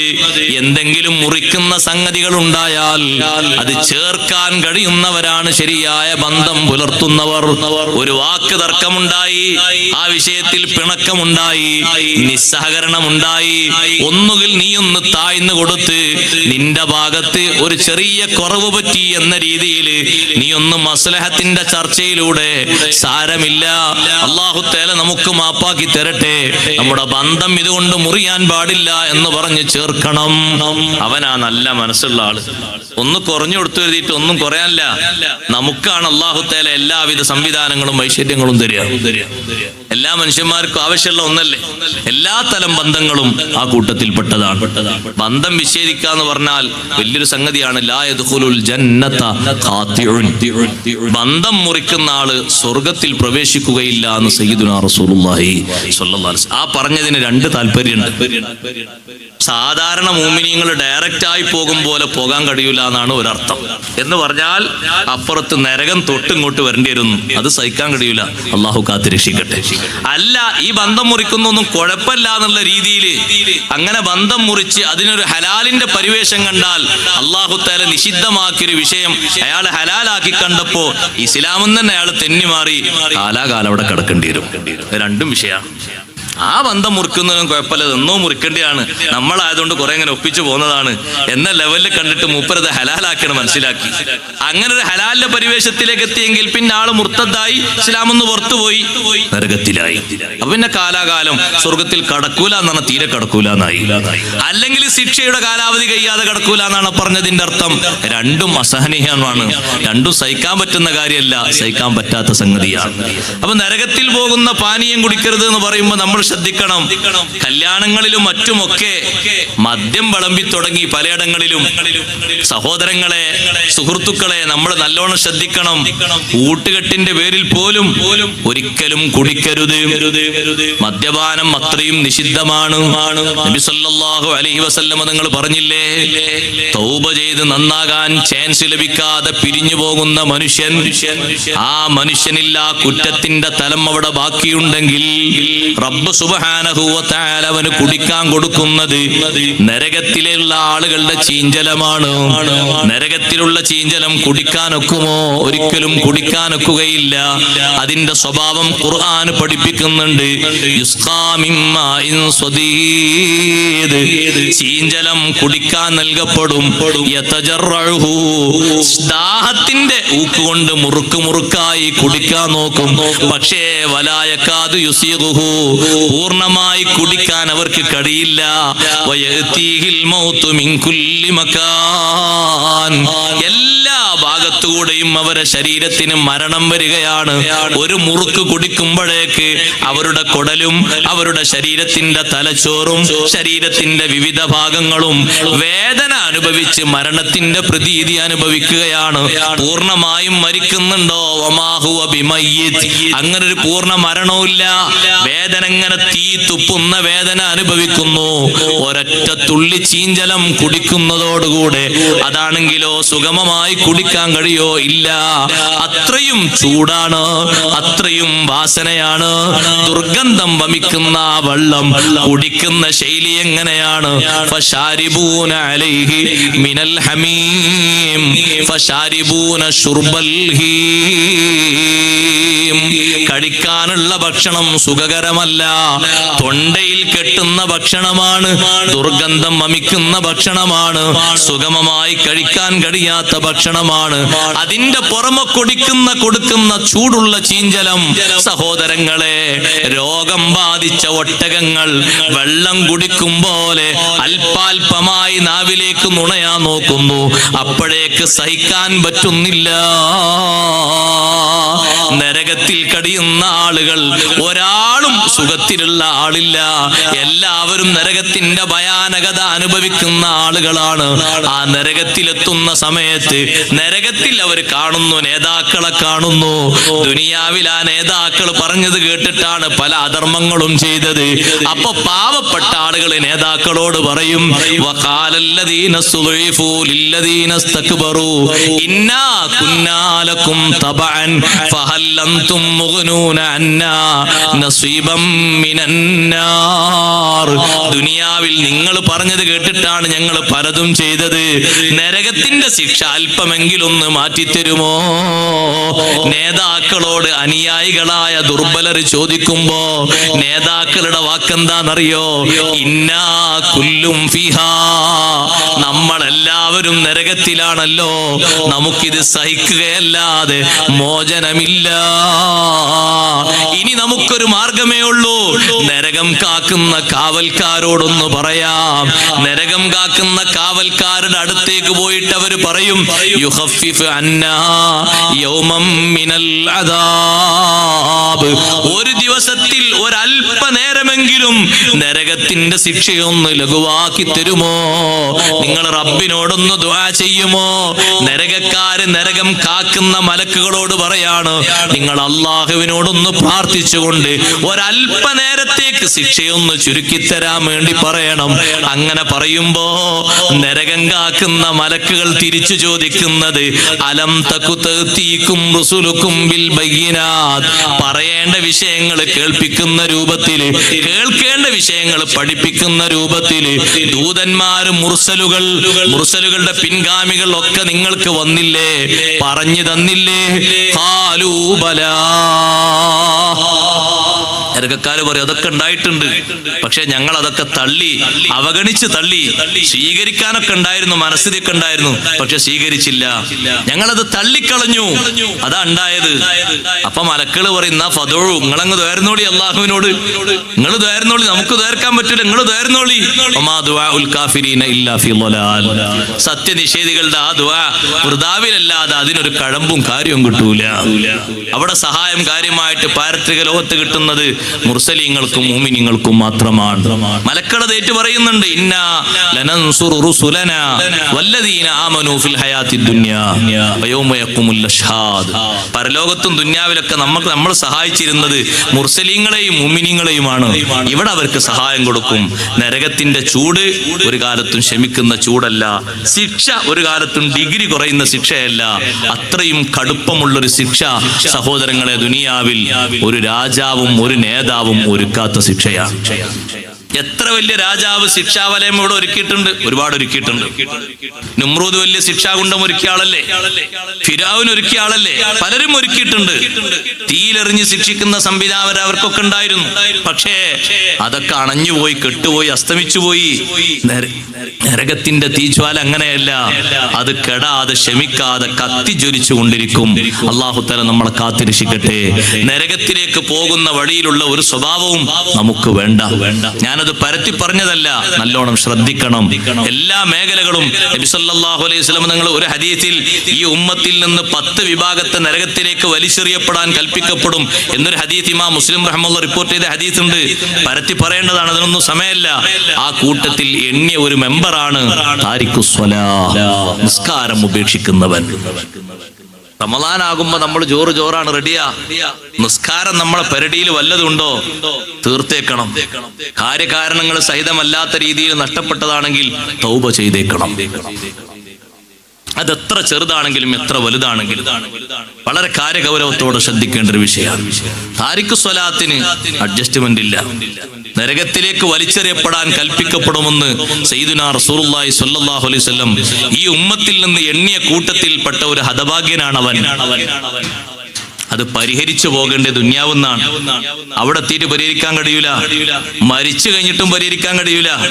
ഒരാൾ മരിച്ചു, നോമ്പുണ്ട്, ബന്ധുക്കൾക്കും കുടുംബങ്ങൾക്കൊക്കെ പരിഹരിക്കാൻ മാർഗമുണ്ട്. നിസ്കാരത്തിനോ ഹജ്ജിന് പരിഹരിക്കാൻ മാർഗമുണ്ട്, ചെയ്താ പോരെ. ഒരാളെ വിട്ടാ പോരെ, സമ്പത്തെടുത്തിട്ട്. സക്കാത്തിനും പരിഹരിക്കാൻ മാർഗമുണ്ട്, നിസ്കാരത്തിനോ? നിസ്കാരം വേറെ ആൾ നിർവഹിച്ചാൽ അത് വിടൂല. അത് ഏത് രൂപത്തിൽ നിസ്കരിക്കാൻ കഴിയോ ആ രൂപത്തിലൊക്കെ നിർവഹിക്കണമെന്ന് പറയാനുള്ള കാരണം അതാണ്.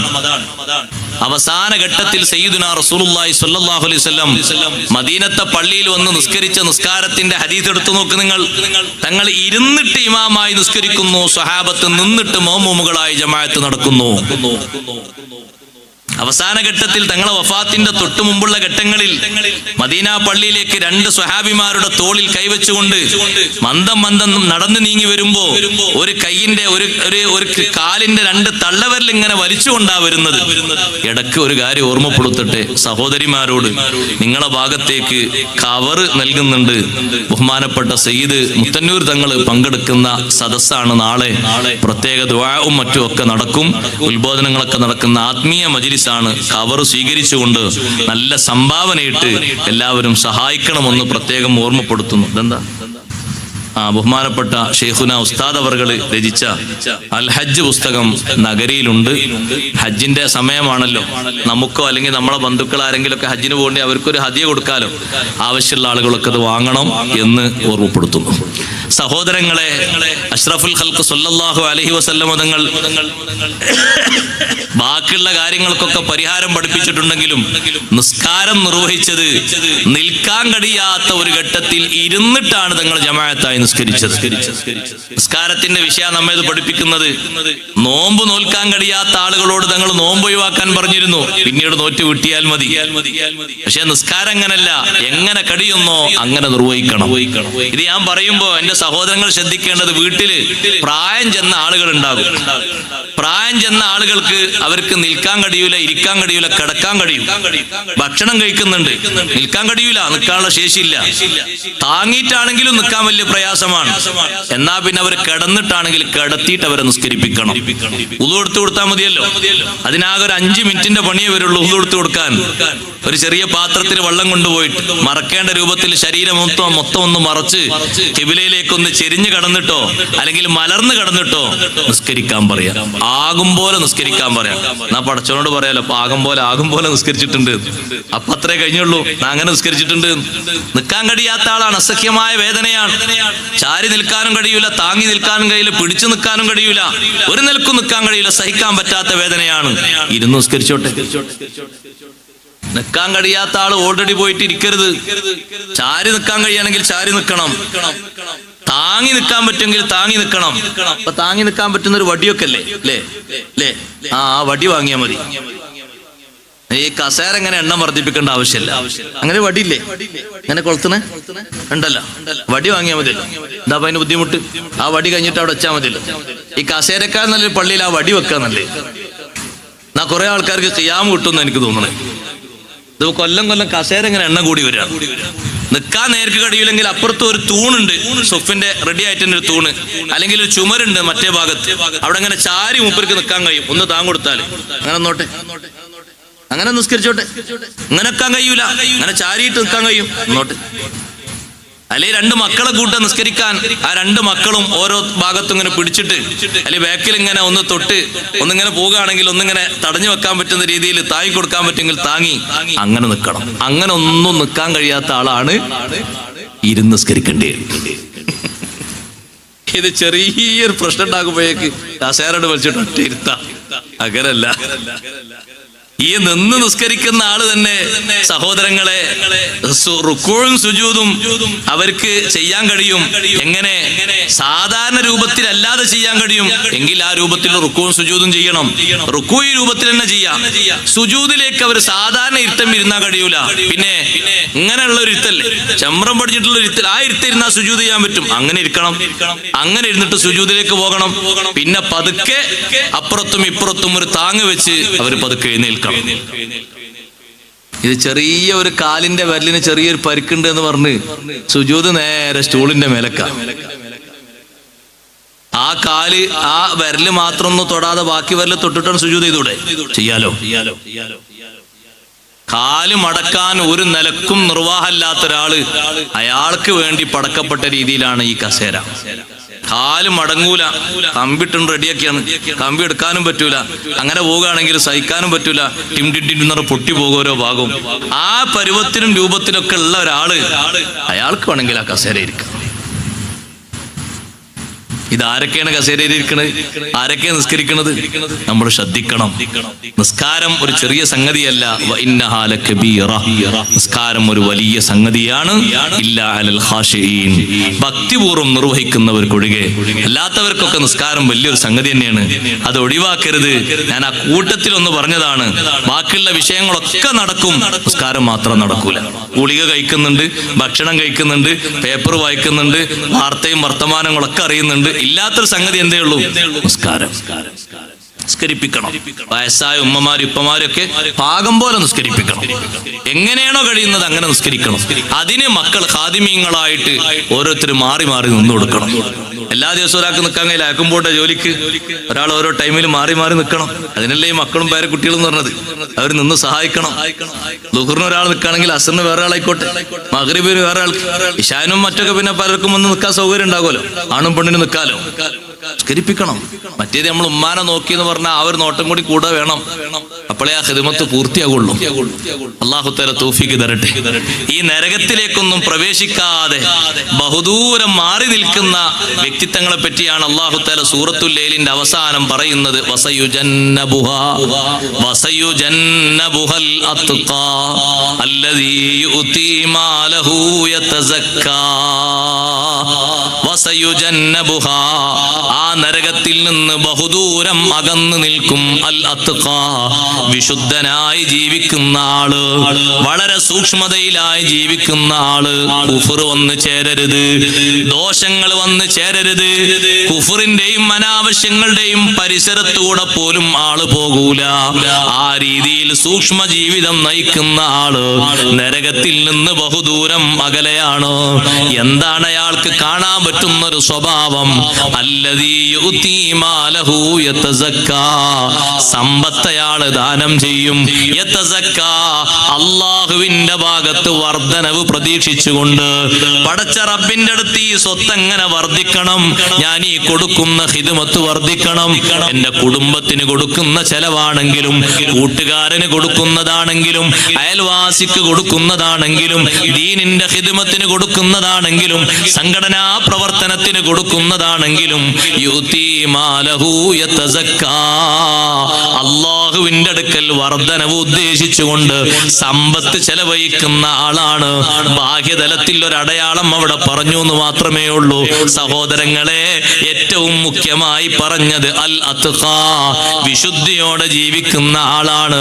ശരീരത്തിന്റെ ബാഹ്യതലത്തിലും വൃത്തിയുണ്ട്, ആന്തരിക തലത്തിലും തഖ്വയുണ്ട്, രഹസ്യ ജീവിതത്തിലും തഖ്വയുണ്ട്, പരസ്യ ജീവിതത്തിലും തഖ്വയുണ്ട്. എല്ലാ തലങ്ങളിലും മുത്തഖിയായി ജീവിക്കുന്ന മനുഷ്യൻ നരകത്തിൽ നിന്ന് ബഹുദൂരം അകലെയാണ്. മുത്തഖീങ്ങൾ പോകുന്ന കേന്ദ്രം അത് സ്വർഗലോകമാണ്. സ്വർഗം തയ്യാറാക്കപ്പെട്ടത് പറഞ്ഞിടത്തൊക്കെ അള്ളാഹു പറഞ്ഞത് ഉഇദ്ദത്തിൽ മുത്തഖീൻ, സ്വർഗം തയ്യാറാക്കപ്പെട്ടിരിക്കുന്നത് ലിൽ മുത്തഖീന, തഖ്വയിൽ അധിഷ്ഠിതമായി ജീവിക്കുന്ന ആളുകൾക്കാണ്. അവർക്കാണല്ലോ സ്വർഗം അള്ളാഹു സജ്ജമാക്കിയിരിക്കുന്നത്. ആ മുത്തഖീങ്ങളിൽ അള്ളാഹു തആല നമ്മളെ പെടുത്തി തെരുമാറാകട്ടെ.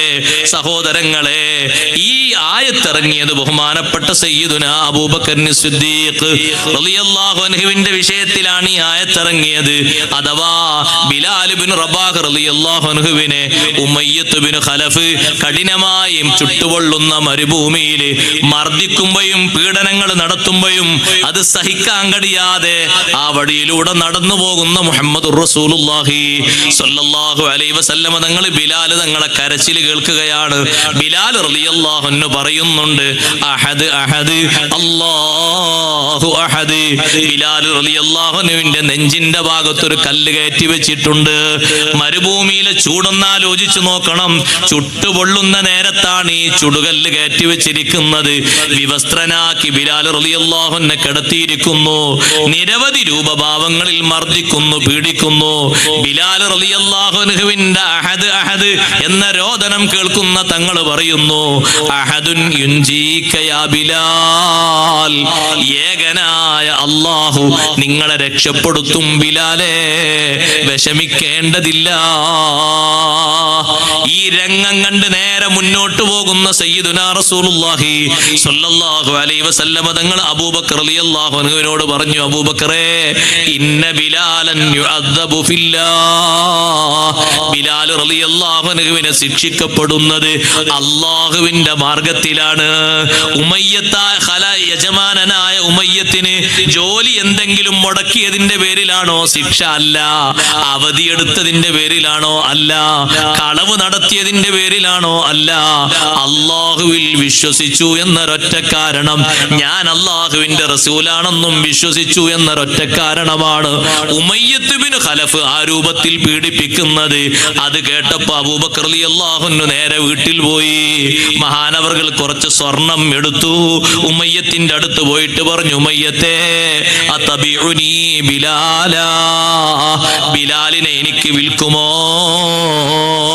എത്ര വില വേണമെങ്കിലും തരാം. ബിലാൽ കിടക്കുന്ന കിടത്തം കാണാൻ കഴിയുന്നില്ല. ബിലാലിന്റെ അഹദ് അഹദ് എന്ന വചനം അത് കേൾക്കാൻ കഴിയുന്നില്ല. ഇത്രമാത്രം വലിയ ക്രൂരത നീ ചെയ്യുമെന്ന് ആലോചിച്ചിട്ടില്ല. ബിലാലിനെ എനിക്ക് വിൽക്കുമോ? അതേ, വിൽക്കാം. വില പറഞ്ഞപ്പോൾ കൃത്യമായി വില കൊടുത്തു. ബിലാൽ റളിയല്ലാഹു അൻഹുവിനെ വാങ്ങിയിട്ടങ്ങ് മോചിപ്പിച്ചു. മോചിപ്പിച്ചപ്പോൾ മുശ്രിക്കുകൾ അതിന്റെ പേരിൽ പറഞ്ഞുണ്ടാക്കി, മാഅതഖഹു അബൂബക്കറിൻ ഇല്ലാ ലിയദിൻ കാനത് ലഹു ഇൻദഹു. അബൂബക്കർ റളിയല്ലാഹു അൻഹു മോചിപ്പിച്ചത് ബിലാൽ റളിയല്ലാഹു അൻഹുവിനോട് എന്തോ ഒരു ഉപകാരം സിദ്ദീഖ് തങ്ങൾക്ക് കിട്ടിയിട്ടുണ്ട്, അല്ലെങ്കിൽ കിട്ടാനുണ്ട്, അതിന്റെ പേരിലാണ് ഈ മോചനം എന്ന് പറഞ്ഞപ്പോ അല്ലാഹു തആല പറഞ്ഞു, അങ്ങനെ പറയരുത്. വമാലി അഹദിൻ ഇൻദഹു മിൻ നിഅമത്തിൻ തുജ്സാ ഇല്ല ഇബ്തിഗാ വജ്ഹി റബ്ബിഹിൽ അഅ്ലാ. ഏതൊരു അനുഗ്രഹത്തിന് ആര് നന്ദി ചെയ്യുന്നുണ്ടോ, റബ്ബിന്റെ അടുക്കൽ അതിന് പ്രതിഫലം പ്രതീക്ഷിക്കേണ്ടതില്ല. ഇല്ല ഇബ്തിഗാ വജ്ഹി റബ്ബിഹിൽ അഅ്ലാ. അല്ലാഹുവിന്റെ മാർഗവും പൊരുത്തവും ഉദ്ദേശിച്ചാലല്ലാതെ ഒന്നിനും ഒരു പ്രതിഫലം ഉദ്ദേശിക്കേണ്ടതില്ല. എന്ത് നിഅമത്തിന് ആര് ശുക്ർ ചെയ്താലും അല്ലാഹുവിന്റെ അടുക്കൽ അതിന് ജസാ വേണോ, ദുനിയാവിൽ വേണോ ആഖിറത്തിൽ വേണോ, അതിന്റെ പിന്നിൽ ഒരു ലക്ഷ്യം മാത്രമാകണം. വജ്ഹി റബ്ബിഹിൽ അഅ്ലാ, റബ്ബിന്റെ പൊരുത്തം മാത്രം ഉദ്ദേശിക്കണം. അപ്പോഴാണല്ലോ ആ ആയത്തിറങ്ങിയത്. ശേഷം അല്ലാഹു തആല പറഞ്ഞത് കണ്ടില്ലേ, സിദ്ദീഖ് റളിയല്ലാഹു അൻഹുവിനെ പറ്റി, വലസൗഫ യർലാ. സിദ്ദീഖ് റളിയല്ലാഹു അൻഹു തൃപ്തിപ്പെടുന്ന രീതിയിൽ തീർച്ചയായും സത്യം ചെയ്ത് അല്ലാഹു പറഞ്ഞു, വലസൗഫ യർലാ. സിദ്ദീഖ് റളിയല്ലാഹു അൻഹു ഈ ചെയ്ത കാര്യത്തിന് അല്ലാഹുവിന്റെ തൃപ്തി അനുസരിച്ചുള്ളത് സിദ്ദീഖ് തങ്ങൾ വാങ്ങും. എവിടെ വാങ്ങും? സ്വർഗത്തിൽ വാങ്ങും. സ്വർഗലോകത്ത് സിദ്ദീഖ് റളിയല്ലാഹു അൻഹുവിന് അല്ലാഹു നൽകും. സിദ്ദീഖ് തങ്ങൾ എന്താണോ തൃപ്തിപ്പെട്ടത്, ആ തൃപ്തിപ്പെട്ട രൂപം അല്ലാഹു തആല നൽകും. കാരണം ഈ കാര്യം ചെയ്തത് ജനങ്ങൾ പ്രശംസിക്കാനല്ല, ബിലാൽ റളിയല്ലാഹു അൻഹു എന്തെങ്കിലും ചെയ്തു കൊടുക്കാനല്ല, നേരത്തെ ചെയ്തതിന്റെ പ്രത്യുപകാരമായിട്ടല്ല, അല്ലാഹുവിന്റെ പൊരുത്തം ഒന്നു മാത്രം പ്രതീക്ഷിച്ചിട്ടാണ്. അതുകൊണ്ട് സ്വർഗത്തിൽ അബൂബക്കർ റളിയല്ലാഹു അൻഹുവിന് തൃപ്തിപ്പെടുന്നത് എന്താണോ അല്ലാഹു തആല അത് നൽകും. അതാണ് ആയത്തിൻ സൂറത്തിന്റെ അവസാനം, വലസൗഫ യർലാ. അല്ലാഹുവിന്റെ തൃപ്തിയാണ് സിദ്ദീഖ് റളിയല്ലാഹു അൻഹു ഉദ്ദേശിച്ചത്. അതുകൊണ്ട് സിദ്ദീഖ് തങ്ങൾക്ക് എന്താണോ തൃപ്തിയാകുന്നത് അത് അല്ലാഹു തആല അങ്ങ് കൊടുക്കും. പടച്ച റബ്ബിന്റെ തൃപ്തിയാണ് ഏത് വിഷയത്തിലും നമ്മൾ ഉദ്ദേശിക്കേണ്ടത്. അല്ലാഹു തആല തൃപ്തിപ്പെടുന്ന വിഷയം നമുക്ക് തരും, ദുനിയാവിലും തരും ആഖിറത്തിലും തരും. അബൂബക്കർ സിദ്ദീഖ് റളിയല്ലാഹു അൻഹു ഈ വിഷയത്തിൽ ഇങ്ങനെ ഒരു മോചനം നടത്തിയപ്പോ അഷ്റഫുൽ ഖൽഖ് സല്ലല്ലാഹു അലൈഹി വസല്ലം തങ്ങൾ പറഞ്ഞില്ലേ, റഹിമല്ലാഹു അബൂബക്കറിൻ, അബൂബക്കർ റളിയല്ലാഹു അൻഹു അല്ലാഹു റഹ്മത്ത് ചെയ്യട്ടെ, സവ്വജനി ഇബ്നതഹു, തന്റെ മകളെ സിദ്ദീഖ് തങ്ങളെ മകളെ എനിക്ക് വിവാഹം ചെയ്തു തന്നു. വഹമലനി ഇലാ ദാരിൽ ഹിജ്റ, മക്കയിൽ നിന്ന് മദീനയിലേക്ക് എന്നെ ചുമന്ന് എനിക്ക് സഹായങ്ങളൊക്കെ ചെയ്ത് എന്റെ കൂടെ നിന്ന് മദീനയിലേക്ക് എന്നെ എത്തിച്ചു.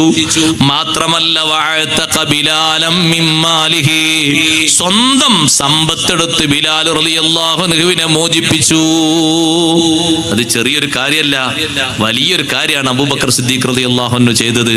അല്ലാഹു തആല അത് തീർച്ചപ്പെടുത്തി പറഞ്ഞു. നോക്ക് നിങ്ങൾ, മുശ്രിക്കുകൾ എന്തോ ഒരു കാര്യം സിദ്ദീഖ് തങ്ങൾക്ക് ഉണ്ടായിട്ടാണ്, കിട്ടാണ്ടായിട്ടാണ്, അല്ലെങ്കിൽ നേരത്തെ കിട്ടിയിട്ടാണ് ഈ പണി ചെയ്തതെന്ന് പറഞ്ഞപ്പോഴേക്ക് അല്ലാഹു തആല മറുപടി പറഞ്ഞു, അല്ലട്ടോ, ഒരിക്കലും അങ്ങനെ പറയരുത്. സിദ്ദീഖ് റളിയല്ലാഹു അൻഹു ചെയ്ത ധർമ്മത്തെ പറ്റി അങ്ങനെ പറയരുത്. ആര് എന്ത് നിഅമത്തിന് ശുക്ർ ചെയ്താലും അല്ലാഹുവിന്റെ മാർഗം പ്രതീക്ഷിച്ചാലേ അത് കിട്ടൂ. ഇതങ്ങനെയാണ്. വലസൗഫ യർലാ, സത്യം ചെയ്ത് പറയട്ടെ, ഈ ചെയ്തതിന് സിദ്ദീഖ് റളിയല്ലാഹു അൻഹു പൊരുത്തപ്പെടുന്ന, തൃപ്തിപ്പെടുന്നത് എന്താണോ സ്വർഗത്തിൽ അത് കൊടുക്കും. അഷ്റഫുൽ ഖൽഖ് സല്ലല്ലാഹു അലൈഹി വസല്ലം തങ്ങൾ സിദ്ദീഖ് റളിയല്ലാഹു അൻഹുവോട് പറഞ്ഞില്ലേ, സിദ്ദീഖ് തങ്ങളെ, സ്വർഗത്തിൽ നിന്ന് ഒരാൾക്ക് വിളിയാളം വന്നാൽ മലക്കുകൾ അയാളോട് പറയും, സ്വർഗത്തിന്റെ വാതിൽക്കൽ നിൽക്കുന്ന മലക്കുകൾ പറയും, ദാ ഇതാണ് ഖൈറ്, ഈ കവാടത്തിലൂടെ കടന്നോളൂ, ഇതിലൂടെ കടന്നോളൂ, ഇതിലൂടെ കടന്നോളൂ. ഓരോ കവാടത്തിൽ നിൽക്കുന്ന മലക്കുകൾ പറയും, സ്വർഗത്തിലേക്ക് ഒരാളെ ഏതെങ്കിലും നന്മയുടെ പേരിൽ അല്ലാഹു തആല വിധി എഴുതിയിട്ട് ഒരാളെ സ്വർഗത്തിലേക്ക് ഇങ്ങനെ വിധി ചെയ്ത ഈ രൂപത്തിൽ വിളിക്കുകയാണെങ്കിൽ ഓരോ കവാടത്തിന്റെ ഭാഗത്തുനിന്നും മലക്കുകൾ ഇങ്ങനെ സ്വർഗത്തിലേക്ക് ക്ഷണിക്കും എന്ന് പറഞ്ഞപ്പോൾ സിദ്ദീഖ് റളിയല്ലാഹു അൻഹു ചോദിച്ചു, അള്ളാഹുവിന്റെ റസൂലെ, എല്ലാ കവാടത്തുനിന്നും ഒരാളെ വിളിക്കപ്പെടുമോ? എല്ലാ കവാടത്തുനിന്നും ഒരാളെ, സ്വർഗത്തിലേക്ക് എത്ര കവാടമുണ്ട്, എല്ലാ കവാടത്തുനിന്നും കൂടി ഒരാളെ വിളിക്കപ്പെടുമോ? വിളിക്കപ്പെടും സിദ്ദീഖ്. വാർജു അൻ തകൂന മിൻഹും, നിങ്ങൾ ആ കൂട്ടത്തിൽപ്പെട്ട ആളാണെന്ന് ഞാൻ പ്രതീക്ഷിക്കുന്നു. സയ്യിദുനാ റസൂലുള്ളാഹി സ്വർഗത്തിലെ എല്ലാ ബാബുകളിൽ നിന്നും നിങ്ങളെ വിളിക്കപ്പെടും. നിങ്ങളെ പേര് മലക്കുകൾ വിളിച്ചു പറയും ഏത് ബാബിലൂടെയും കടക്കാൻ വേണ്ടി. കവാടം തുറക്കപ്പെടുന്നവരൊക്കെ എല്ലാ ബാബിലൂടെയും വിളിച്ചോളന്നില്ല. കവാടം തുറക്കപ്പെടുന്നു പറഞ്ഞാൽ സ്വർഗത്തിലേക്കുള്ള പ്രവേശനം കിട്ടുന്ന അതിന്റെ അർത്ഥം. എല്ലാ കവാടത്തുനിന്നും വിളിയാളം വരുന്നത് സ്വീകാര്യതയുടെ അത്രയും വലിയ അടയാളമാണ്. നിങ്ങൾക്കത് ലഭിക്കും, നിങ്ങളൊരു സാധാരണ ആളല്ല എന്ന് സയ്യിദുനാ അബൂബക്കർ സിദ്ദീഖ് റളിയല്ലാഹു അൻഹുവിനോട് നബി സല്ലല്ലാഹു അലൈഹി വസല്ലം തങ്ങൾ പറഞ്ഞു, നമ്മൾ കൊടുക്കുന്ന സമ്പത്ത് അത് വെറുതെയാകൂല. ദീനിന്റെ മാർഗത്തിൽ അത് വളരും, അള്ളാഹുവിന്റെ അടുക്കൽ അത് വികസിക്കും. ഓരോ സമയത്തും അല്ലാഹു തആല അതിനെ വളർത്തിക്കൊണ്ടിരിക്കും. ഖുർആനിൽ അല്ലാഹു നൽകിയ വഅദയാണത്. യംഹഖുല്ലാഹു റിബാ വയുർബിസ് സ്വദഖാത്ത്. യുർബിസ് സ്വദഖാത്ത്, ദാനധർമ്മങ്ങൾ അല്ലാഹു തആല വളർത്തും. എത്രയാണ് വളർത്തേണ്ടത്?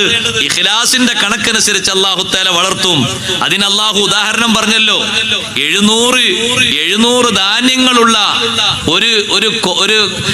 ഒരു കോമ്പല പോലെ അല്ലാഹു തആല അതിന് ഉദാഹരണം പറഞ്ഞല്ലോ. അല്ലാഹുവിന്റെ മാർഗത്തിൽ ഒരാൾ ഒരു സമ്പത്ത് ചെലവഴിച്ചാൽ അല്ലാഹു തആല അതിനെ വികസിപ്പിച്ച് 700 ധാന്യങ്ങൾ ഒന്നിന്റെ പുറത്ത് 700 എണ്ണം ഉണ്ടായാൽ എങ്ങനെയുണ്ടാകും എന്ന് പറഞ്ഞിട്ട് അല്ലാഹു നിർത്തിയില്ല. വല്ലാഹു യുളാഇഫു ലിമൻ യശാ. അല്ലാഹു ഉദ്ദേശിച്ചവർക്ക് അല്ലാഹു വീണ്ടും വർധനവ് നൽകും. ആർക്കാണത്? അത് ഇഖ്ലാസിന്റെ മാറ്റുള്ളവർക്കാണ്. അവർക്ക് 700-ലൊന്നും ഒതുങ്ങൂല. ഒന്നിന് പറഞ്ഞ കൂലിയാണ് 700 ഒരു സ്വതക്കക്ക്. പക്ഷെ 700-ൽ കൃത്യമാണോ? അല്ല. പിന്നെയും അത് വർധനവുണ്ടായി പോകും. ഇഖ്ലാസിന്റെ തോതനുസരിച്ച്, പ്രാരാബ്ദത്തിന്റെ കട്ടിയനുസരിച്ച്, അതിന് ആ കൊടുക്കുന്നതിന്റെ മികവനുസരിച്ച്, രൂപഭാവങ്ങൾക്കനുസരിച്ച് വർധനവ് അല്ലാഹു തആല നൽകും. എന്ത് ചെറുത് വലുത് കൊടുക്കുകയാണെങ്കിലും വലിയ പുണ്യം ലഭിക്കുന്ന മാസമാണല്ലോ വിശുദ്ധ റമളാൻ. അല്ലാഹു ഖബൂൽ ചെയ്യുമാറാകട്ടെ. സഹോദരങ്ങളെ, ഇഖ്ലാസ് മുഖ്യമാണ്.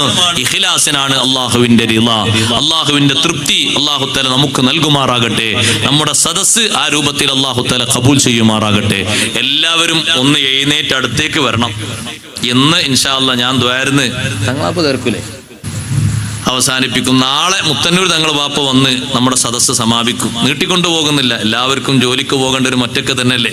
നിങ്ങളെ ഇരുത്തം കണ്ടാൽ സുബഹി വരെ വളരാൻ പോകും. ഇവിടെ പ്രത്യേകിച്ച് ആളുകൾ പറയും, കോഴിക്കോട്ടുള്ള ആൾക്കാർക്ക് പ്രശ്നമല്ല, അവർക്ക് രാത്രി പകലും, പകല് രാവായിട്ട് കുറച്ച് വിശ്രമേ ഉണ്ടാവുള്ളൂ, ആകെ കുറച്ച് മണിക്കൂർ, രാത്രി എത്രയോ ഇരിക്കും. അല്ലാഹു തആല രാത്രി ഹയാത്താക്കുന്നവരിൽ നമ്മൾ ഉൾപ്പെടുത്തുമാറാകട്ടെ.